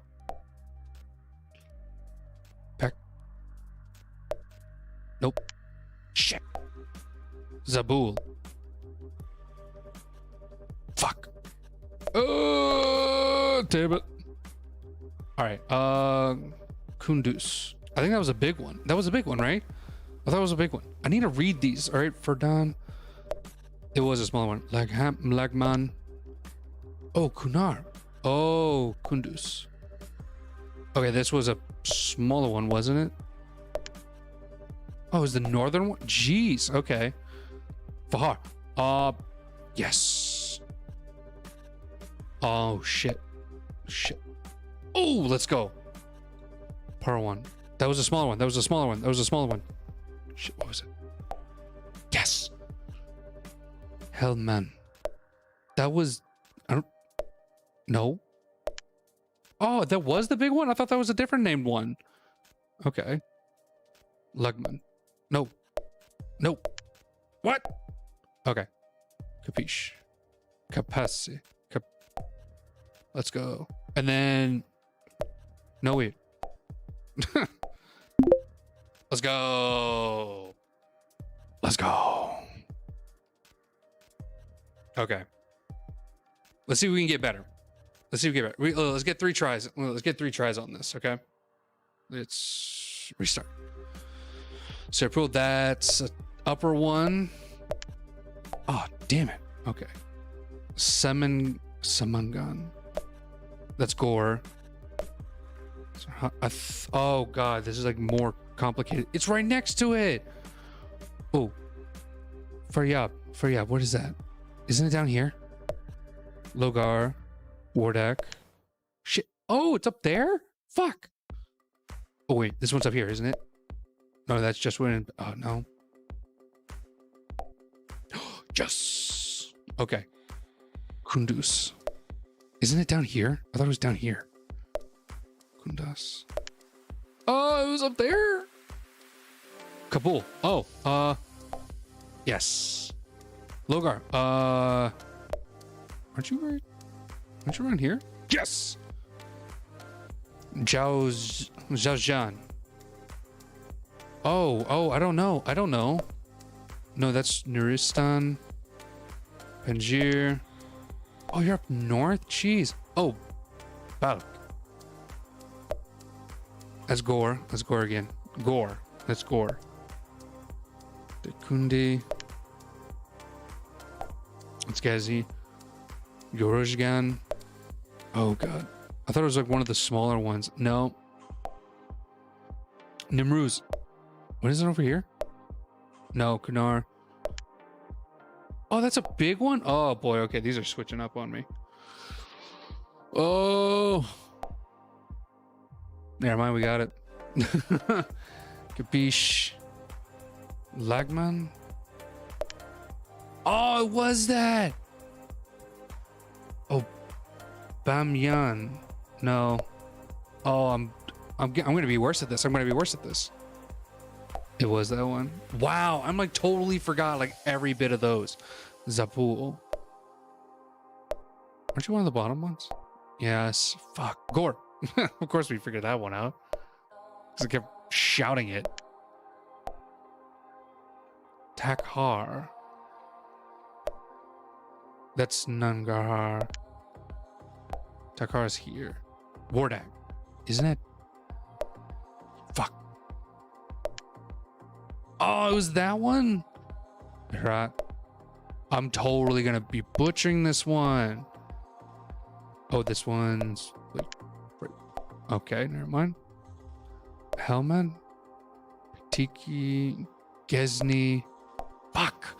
Oh my god, I'm butchering this. I'm so sorry. Oh my god. Nuristan. Let's go. Kandahar. No. No. No, wait. Fuck! It was a big one. Kandahar. Baggage. Let's go. Yes! Wait, okay. No. No. Fuck! Kunar. Nope. Nope. Okay. Let's go. 32! We went down. Okay. All right. Last one. Last try. All right, here. Let's look back. Let's look back. All right. Big ones. The biggies. The biggies. Harat. Farah. Nimruz. Hilman. And Kandahar. Harat. Farah. Nimruz. And Hilman. Kandahar. Gotcha. All right. Kabuls and his neighbors. Wardak. Logar. Nangarhar. Panjir. Kabisa. And, oh, Panjir's up there. And then Lugman is there. Okay. We got that one. We got that one for the shape. And Joe, you got the small little dinky right there. Okay. Sirsapul, Gore. Day, you're like landlocked. You're like Day's in the middle. All right. Zabul, you got like the foot. Zabul, the foot. Okay. Okay. So like Kapul is like, it has like the three there, which are Kapise, Lagman, and Panjir. Konar's coastal. Kaust is the coastal. That's like a peninsula there. Okay. I think we got it. Let's go. Let's do it. Boom. Got it. Gore. Bam. Farrar. Fuck. wait. Where's the... Is that a big one? Is the big one? Yes. Oh, fuck. That's like... That's one of these, right? Fuck. Yes. Okay. Capise. Oh, it's one of the three. Right? It was like that one. No. Yes. Fuck. Wait. No. It was down south. Right?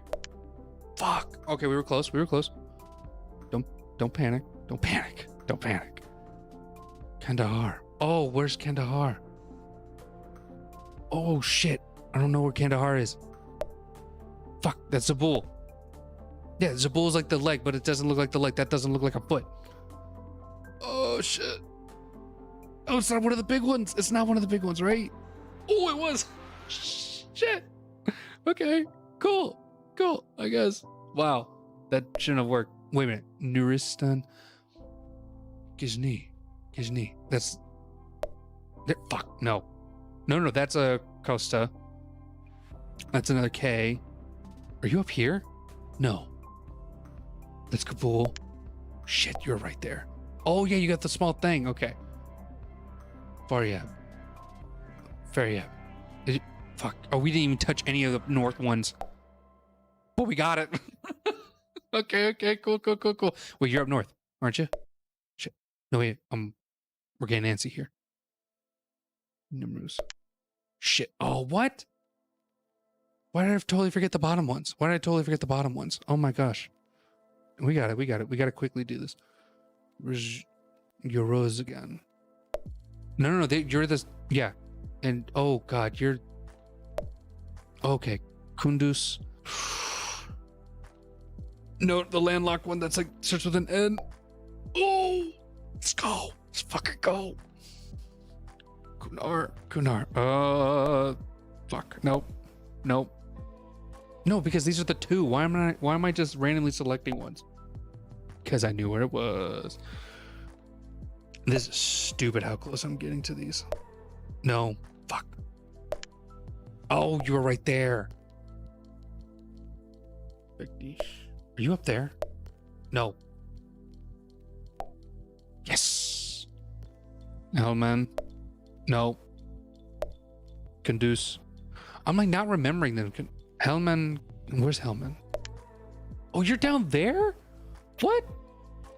Yeah. Okay, that's valid. I didn't look at any other ones. I didn't do that. Oh, you're up top.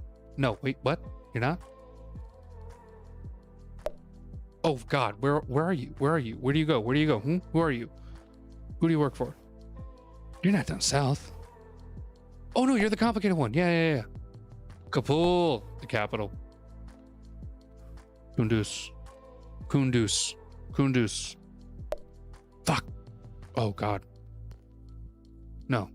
That's the Zhao. No. Shit.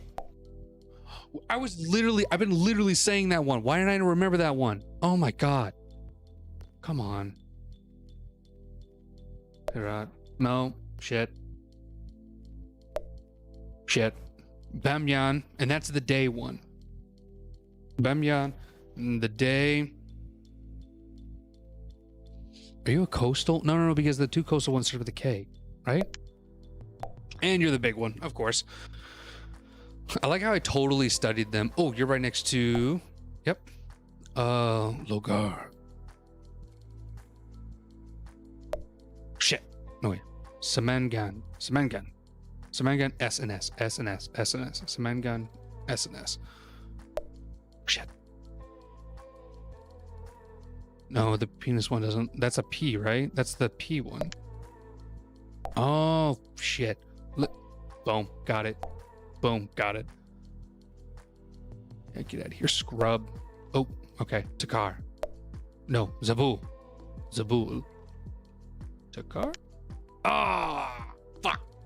Oh, bam. Got it. Oh, Samangan. Yeah. Yeah. I totally guessed that one. That was a little bit of a guess. Okay. Need to calm it down here. Nope. Oh God. I totally forgot about that one. Zabul. Bam. Yep, right next to it. Yes. R1. Nope. Yes. Oh, yes. Let's fucking go. 43%. Yes. Hey, you know what? I'll take that. I'll take it. Hell yeah, students. Fuck yeah. We got our asses up there. Here, let's take that little image.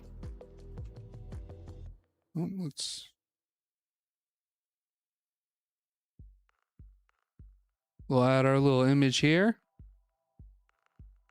on stuff that we learned today. Hell yeah. Let's see, is there anything? Oh boy, that like dives into like all the provenances.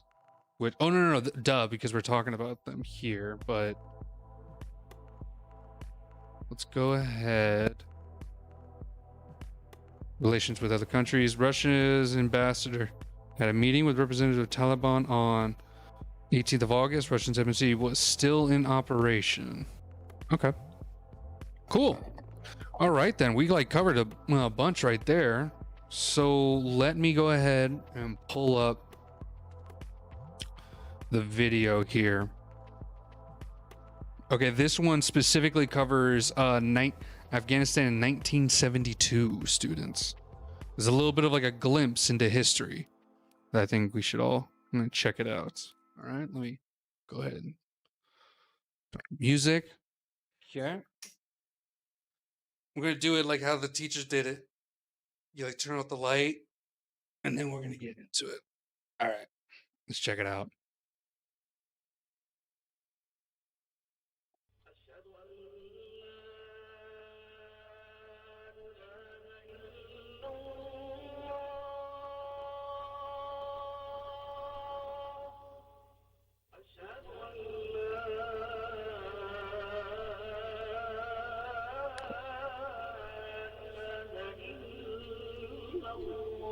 Yeah, I don't think this will be too loud. I think we got it. Oh, God.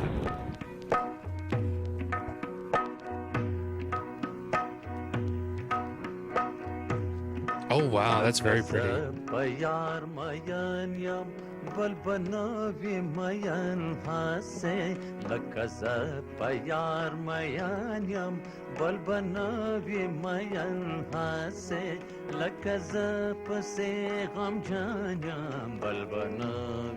at those mountains. My dude riding on the back, just chilling. Hey.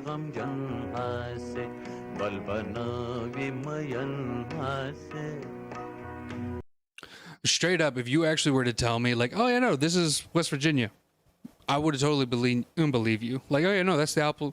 No, that's the Alps. Yeah. No, it's just wintry. Oh shit. Oh no shit. Oh. Yeah, this is a documentation of a logging company in like West Virginia or something.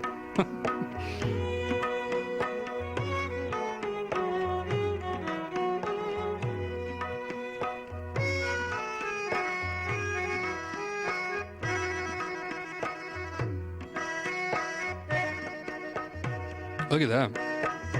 My dude's just vibing. That's very pretty.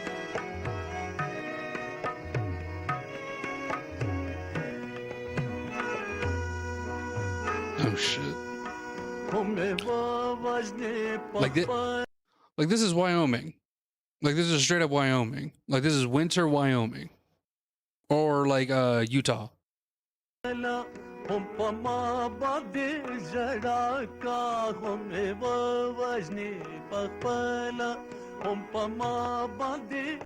Yeah, it's just like taking a Greyhound through was it Utah? But I'm guessing like this is like war torn times, so maybe a little bit more gunshots. You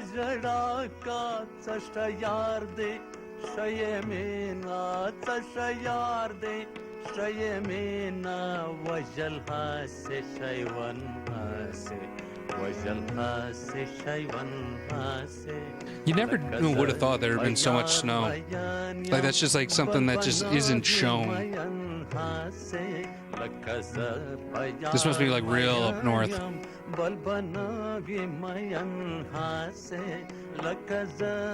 again, this is 1972.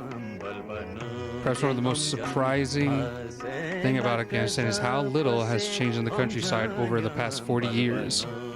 Traveling north by local bus in midwinter, you catch glimpses of walled villages clinging to the top of snow-covered mountains. The avalanche is common.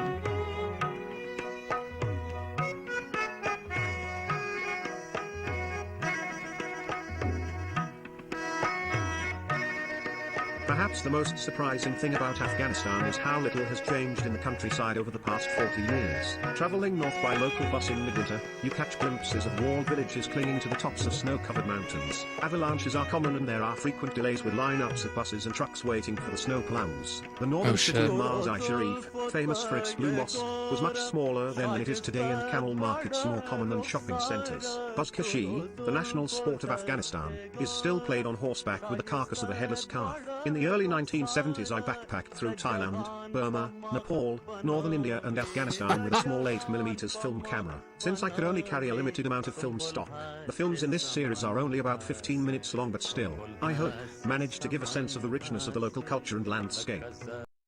That's wild. My dude, just to cool off the engines of the bus driver, he just literally grabs snow right onto the fan. That's hilarious. These buses look really cool too. Oh, I like them a lot. That old school style with the paint. Look at that one. That's really cool. That red one.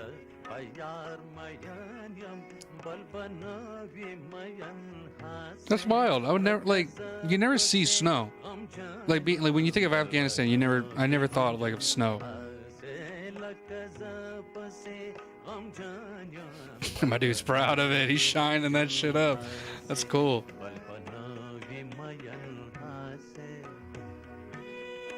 Ooh, that's pretty. Represent. I see you. Hell yeah. Oh, wow. Look at that snow. Look at all that snow. Fuck. And the dude said, talked about avalanches. I couldn't imagine that.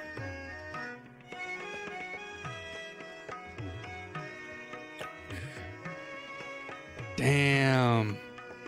Oh, look at that. Yeah. Got like a... I don't know what that building there is for. Oh, that's so pretty.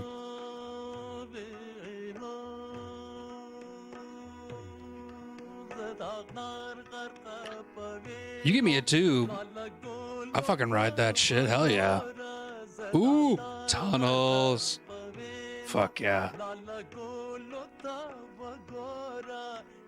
Tell me that wasn't like the funnest shit during road trips. You traveling through tunnels in those mountains? Hell yeah.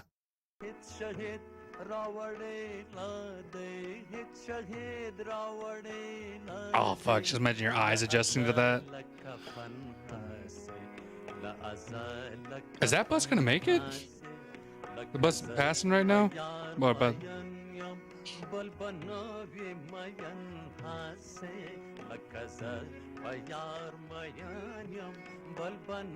Wow, look how high they are. That's pretty high elevation. Damn, dude, you gotta film all their bald spots?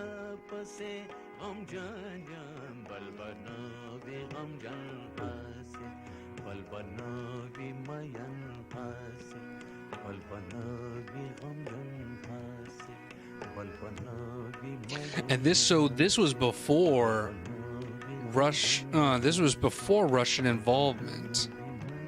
So what was...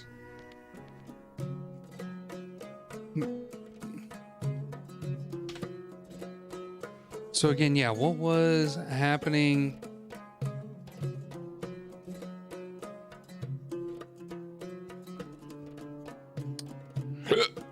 Excuse me.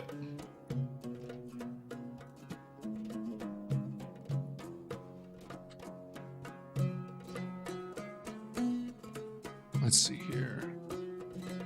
I'm trying to see specifically what was happening back in the day.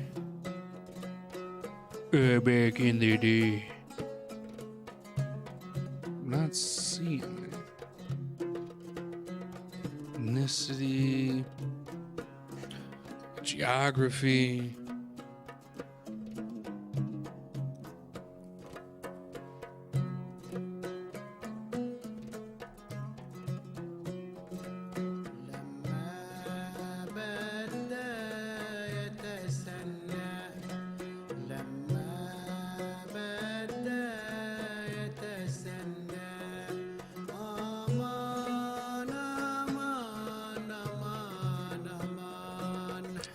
That was pretty.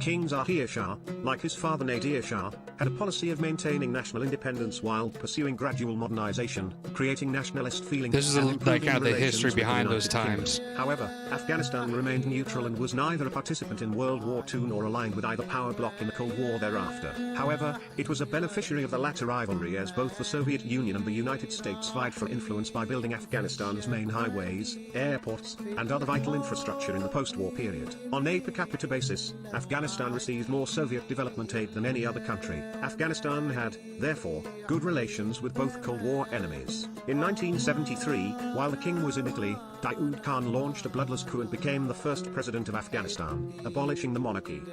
King Zahir Shah, like his father Nadir Shah.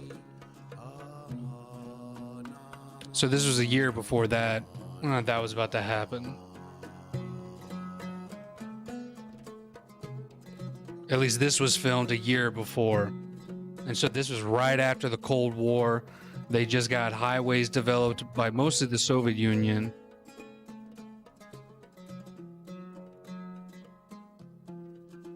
So I think maybe during this area they were kind of experiencing a little bit of like almost like a leeway period, maybe. I honestly don't really know. The Horseman.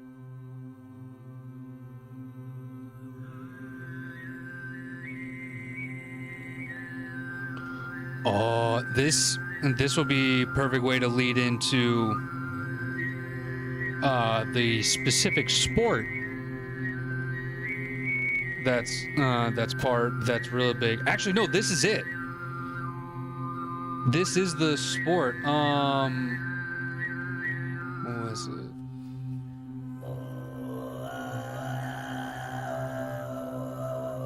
Yeah, no, this is a wild sport that they participate in. If I can find it.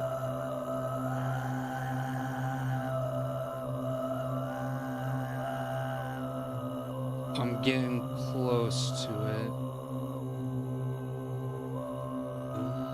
Health, culture. Yeah, basically they would take a carcass of a calf or like a cow, just like of a small thing, and they would try to put it in a goal. Like, no shit. Like, it was wild.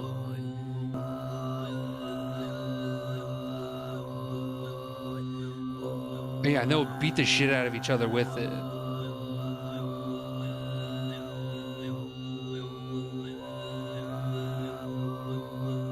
Fuck, I forget what it was called. I know I have a video of it. Yeah, they would like beat the shit out of each other just like off of their horses. Oh yeah, Buzkashi. Buzkashi was the sport. While this plays, I can have Brian here explain it. In Afghanistan, Nowruz is typically celebrated with music and dance, as well as holding Buzkashi tournaments. Yeah. Buzkashi began among the nomadic. Buzkashi, Pashto Persian, lit goat pulling, is a Central Asian sport in which horse-mounted players attempt to place a goat or calf carcass in a goal. Similar games are known as Koppa, Kapkari, and Ilaktatish in Kyrgyzstan and Kazakhstan, where it is played mainly by communities originally from Central Asia. History. Buzkashi began among the nomadic Asian tribes who came from farther north and east, spreading westward from China and Mongolia between the 10th and 15th centuries in a centuries-long series of migrations that ended only in the 1930s. From Scythian times until recent decades, Buzkashi has remained a legacy of that bygone era. During the first rule of the Taliban regime, Buzkashi was banned in Afghanistan, as the Taliban considered the game immoral. After the Taliban regime was ousted in 2001, the game resumed being played. Distribution. Today games similar to Buzkashi are played by several Central Asian ethnic groups such as the Kyrgyz, Turkmens, Cossacks, Uzbeks, Uyghurs, Hazaras, Tajiks, and Pashtuns. In the West, the game is also played by Kyrgyz who migrated to Ul-Pamir village in the Van district of Turkey from the Pamir region. In West... Okay. Sorry, I interrupted that part.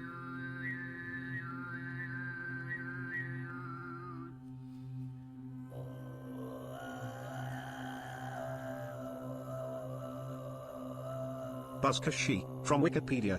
Rules and variations. Competition is typically fierce. Prior to the establishment of official rules by the Afghan Olympic Federation, the sport was mainly conducted based upon rules such as not whipping a fellow rider intentionally or deliberately knocking him off his horse. Riders usually wear heavy clothing and head protection to protect themselves against other players' whips and boots. For example, riders in the former Soviet Union often wear salvaged Soviet tank helmets for protection. The boots usually have high heels that lock into the saddle of the horse to help the rider lean on the side of the horse while trying to pick up the goat. Games can last for several days, and the winning team receives a prize, not necessarily money, as a reward for their win. Top players, such as Aziz Ahmad, are often sponsored by wealthy Afghans. This is A why. Buzkashi player is called a Shapandaz. It is mainly believed in Afghanistan that a skillful Shapandaz is usually in his 40s. This is based on the fact that the nature of the game requires its player to undergo severe physical practice and observation. Similarly, horses used in Buzkashi also undergo severe training and due attention. A player does not necessarily own the horse. Horses are usually owned by landlords and highly rich people wealthy enough to look after and provide training facilities for such horses. However, a master Shapandaz can choose to select any horse, and the owner of the horse usually wants his horse to be ridden by a master Shapandaz, as a winning horse also brings pride to the owner. The game consists of two main forms, Tudor Barai and Karajai. Tudor Barai is considered to be the simpler form of the game. In this version, the goal is simply to grab the goat and move in any direction until clear of the other players. In Karajai, players must carry the carcass around a flag or marker at one end of the field, then throw it into a scoring circle, the circle of justice, at the other end. The riders will carry a whip to fend off opposing horses and riders. When not in use, e.g. because the rider needs both hands to steer the horse and secure carcass, the whip is typically carried in the teeth. The calf in a Buzkashi game is normally beheaded and disemboweled and has two limbs cut off. It is then soaked in cold water for 24 hours before play to toughen it. Occasionally sand is packed into the carcass to give it extra weight. Though a goat is used when no calf is available, a calf is less likely to disintegrate during the game. While players may not strap the calf to their bodies or saddles, it is acceptable, and common practice, to wedge the calf under one leg in order to free up the hands. Yeah, that it's a pretty gruesome sport. It is a very, very gruesome sport. On just what was here, let me. Where was it? Like, it's still played in modern day. You're interested in diet? Oh Lord, this shit's the best. On Fun Sport Friday, we got Buzkashi, Central Asian game, very popular. You play with a dead goat carcass. They say it can weigh up to 99 pounds. If you're wondering if that was a drone flying in the air, it was. If you're wondering if they're drones flying, but they're still using dead goats as the ball, they are. They very much are. You go on horseback, you take the goat, and you try to put it in this giant hole. That's not this a goat. Is a very formal game. There's informal games. They changed it up. No, I'm guessing it's it's just a fake thing. You're gonna need to get that one in the hole. Oh my god. Oh my god. I'm dead. I just died, and we didn't score. What a bummer. Yeah, it's just like a patched fur thing now. Red person puts it in the hole. Oh my god. Falls in the hole with the goat carcass. That's a shitty way to lose. Number 5 is going to come up here and get a good block. Let number 6 take the goat, put it in the hole, score a goal. There we go. Excited. What a sport, huh? What a wild sport. They said it originated because tribes would go steal other tribes' goats and then ride away, and then they would get chased, like, give us our goat back, and they're like, yo, that's pretty fun, all this goat stealing we do. Let's turn it into a game. This dude's got an open lane. He's got to turn this guy. Ooh, oh, he's out. Nice little move. He's turns gone. That guy around, gets the goat right in that giant hole. Goes for a fun ride. They're jumping right off the horse. I love how universal the fist pump is. Okay, let's pick up this goat. Oh shit. Oh wow. Now we're just trampling the goat. Oh god, you were about to die. Oh, did I from mention this? The goat's headless? They cut the goat's head and feet off. It's a fake how goat. That makes the gameplay any it's a different, fake but goat. They do it. Bam. Oh, 1 God. point for that team. All right, this guy on the left here, he's got. Dude, these guys nice are breaking ribs for this stuffed animal. No, wait, I think I'll just die. Holy shit! Holy shit! Dude! My guy's getting thrown. Absolutely thrown. Instead of scoring. Goat in, Whoop. horse backs out. Not interested. All right, number 4. Oh my blue, gosh, nice, yeah, just easy the target. What? Bummer, dude. Terrible goat flow. Oh my god, this guy's getting his red pollard on. Oh god. Oh, I see you're interested in picking that up. You interested in dying? Holy shit. Holy shit. My guy took a horse chest to the head. Just bonk right there. Oh my gosh. It's absolute mayhem here. Man. Next up. Oh, he's gonna yank it. Oh, he just does a layup. What?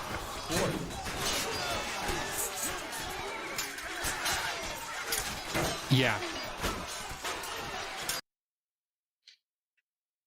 It's wild shit, students. Like, that's the kind of shit that happens. It's wild to me just like how much of like pieces of culture just like other civilizations do. Whether you agree with it or not, like that's just something that just happens there. And that's wild.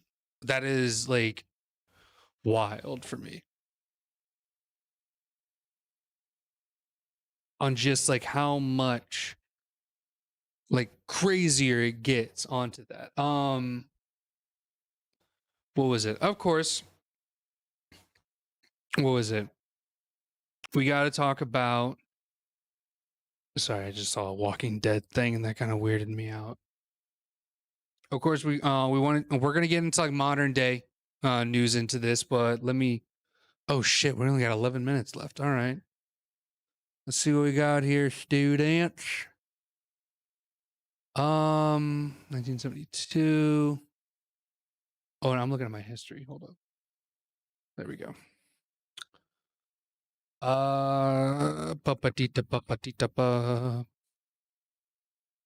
Okay, yeah. This is.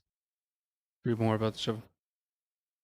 Afghanistan, 25 years after the Soviet army's withdrawal. So this is basically just kind of how people have dealt with it. And yeah. It's pretty crazy. It's pretty crazy.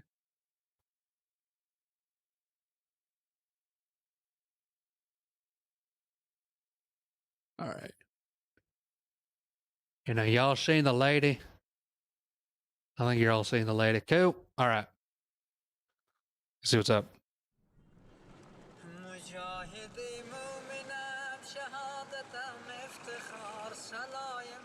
This is 25 years after Soviet rule. It was during the war that Mamadine learned this song. Now he's a cabinet, but in the 1980s, he fought against Soviet troops who stayed in Afghanistan for nearly a decade. Today, there are traces of that war all over the place. In February 1989, Soviet troops left Afghanistan. In 2001, international security forces under the aegis of NATO entered it. The Americans handed out numerous promises to establish law and order in that country. But there is still no peace there. It is now a hidden war.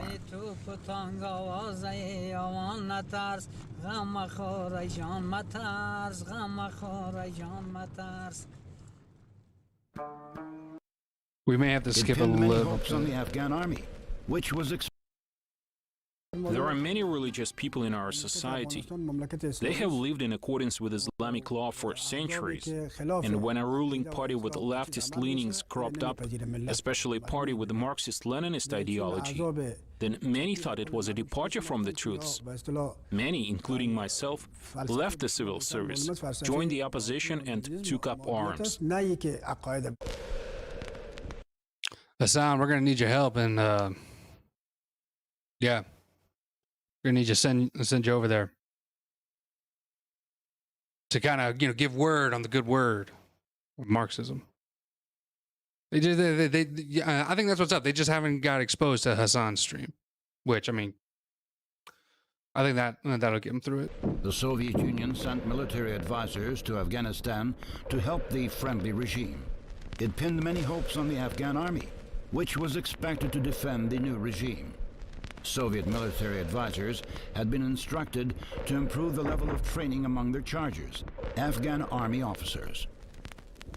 There was a Soviet advisor in each Afghan battalion. They were called chief advisors, senior advisors, and so on. Basically, we served in the Afghan army. We wore Afghan uniform. We didn't carry any identity cards. Our Soviet passports had been taken away beforehand. The situation took a sharp turn in the summer of 1979 and reached a peak by October of that year. As a result of the infighting, the leader of the People's Democratic Party, Taraki, was overthrown by Hafizullah Amin, formerly one of his closest associates. It was on orders from Amin that Taraki was killed. Moscow suspected that Afghanistan was getting out of control. They began looking for excuses for ousting Amin from power. Somebody suggested that Amin was a CIA agent because he had been head of a student community while going to college in the United States. As a rule, such people are shadowed by CIA or FBI agents. Aircraft hovered over this place. They know we had to fight them. The United States was supplying the Mujahideen with increasing amounts of weapons via Pakistan. In 1986, the Mujahideen received surface-to-air missiles. This deprived the Soviet troops of air superiority. Once, as I piloted an Mi-8, I heard the pilots of the Afghan government forces screaming in broken Russian, "Soviets, a rocket is chasing you." I noticed the rocket's trail. I turned down engine speed to minimum and nosedived. The rocket exploded and missed. That Afghan pilot saved our lives. Just like... Hey! Hey! Hey! There's a missile! What? A missile! A missile! Oh, shit!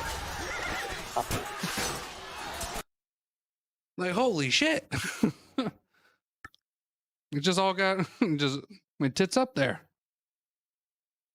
Last letters that dying just before troop. Afghan-Soviet border. 10 months before that, in Geneva, the following agreement was reached. Soviet troops must leave Afghanistan, and the United States and Pakistan have to stop financing the Mujahideen. Igor Yakovich, a private of the airborne troops, was in one of the vehicles that were leaving the country. He wrote in some of his last letters that dying just before troop withdrawal would be a foolish thing to do. We are going home, he said in letters to friends. It would be a shame to die now. The Salang Pass is between Kabul and the Afghan-Soviet border. Some called it the Road of Death. The Mujahideen hiding in the mountains could clearly see military convoys down below. An interim truce was achieved before the Soviet troop withdrawal, but in a surprise move a few months before it, Soviet troops were ordered to deliver a massive rocket strike at the mountains. Oh my God. The Mujahideen responded by resuming their military activity. We had no plans to shoot at Soviet troops during their withdrawal, but before they left, they shelled the mountains, killing many civilians. Wow. And we started shooting at their re-units. On February the 7th, 1989, one of the last convoys of troops paused before the Salang Tunnel for a few minutes. Private Igor Lyachovich of the airborne troops was on top of the last vehicle. Suddenly, there was a burst of automatic fire. 3 soldiers sat there hugging one another. Igor was in between. A bullet hit his neck. We rushed him to the aid post and put him inside. Oh, wow. 3 minutes or so later, an officer came out to say that Igor was dead. We put him on a vehicle, and he was there until we left Afghanistan.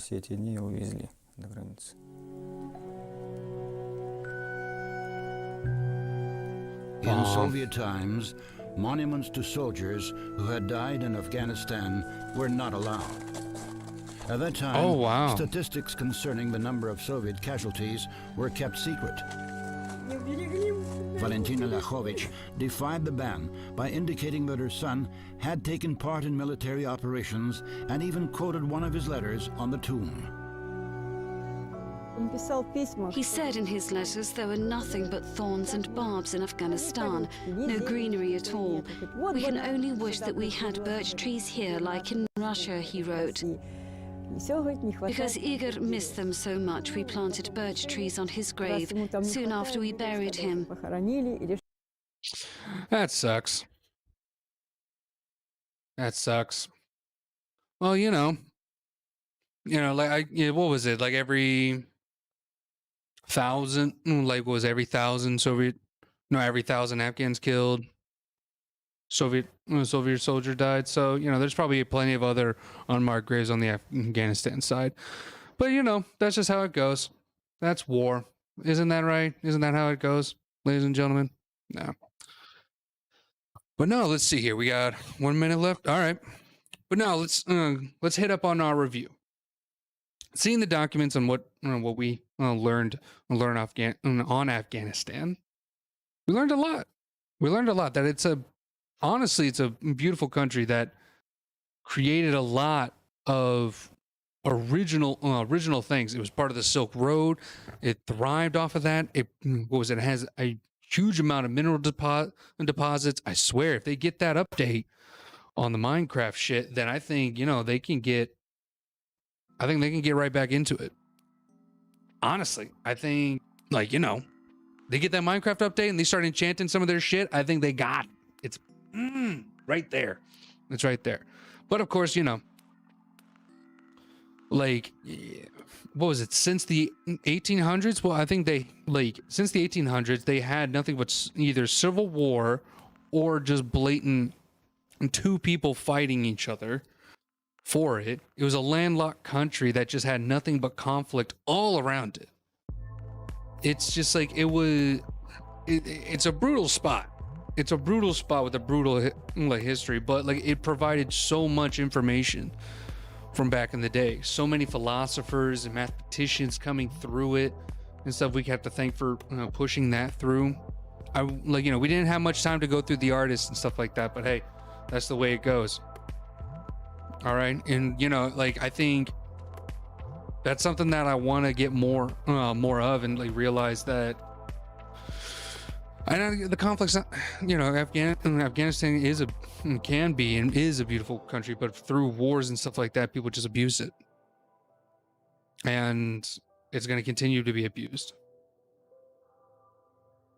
But hey, that's about all we can. That's about all I can discuss. That's about all that we can go through. We talked about the districts, the geography, a little bit of the culture, the language, and stuff like that.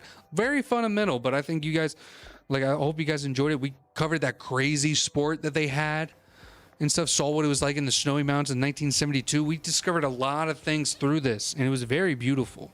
Very, very beautiful stuff. But yeah, no, I had a lot of fun with this. And no, we learned a good amount, especially with the whole, that was a little bit weird on how I got conflicting on the Taliban situation, on the missing, realizing that oh yeah, Osama bin Laden wasn't a part of the Taliban. And again, this is not super defending the Taliban just because, what was it? The Taliban's brutal in its own ways. Goodness. It's super brutal in its own ways, but it's what was it? The Soviets couldn't help them. U.S. created their next enemy, and then left, and then just totally ditched them to leave this new group that we created. And it's fucking awful. It's fucking awful. But hey, that's the way it goes, I guess. It sucks. We need to recognize that America did this, and that's something we need to push for and realize what's going on here. It's a rich culture. It can be shown. We didn't even cover the food. Fuck. Damn. Well, hey, I think we had a good one, right? Yeah. Hopefully you people on YouTube have enjoyed this program and stuff. I hope you learned a lot on Afghanistan and what the country is and like how crazy it is and how a big mix of it is too. I think there's a lot more that we can learn that I want to learn, but yep, I'm just gonna keep rambling on here. But hey, I'm gonna go chillax. I'm gonna probably play some video games here on Twitch. We're gonna go raid somebody and stuff like that. So stick around and stuff for you YouTube people. All right, make sure you subscribe if you like what you've seen. Spread the news on what we're trying to do here. All right, we like teaching shit and all that, having a good time with it, showing off some highlights on whatever's happening. And what was it? Tuesday, I'm actually gonna be doing like an art stream and stuff like that. Wednesday, we're gonna play with some video games and stuff. But yeah, that's about it. All right, hey, my name is Professor Void, and I hope you enjoyed this program. All right, you have yourself a good one. I'll catch you later. All right, let's see here. Let's go ahead and jam out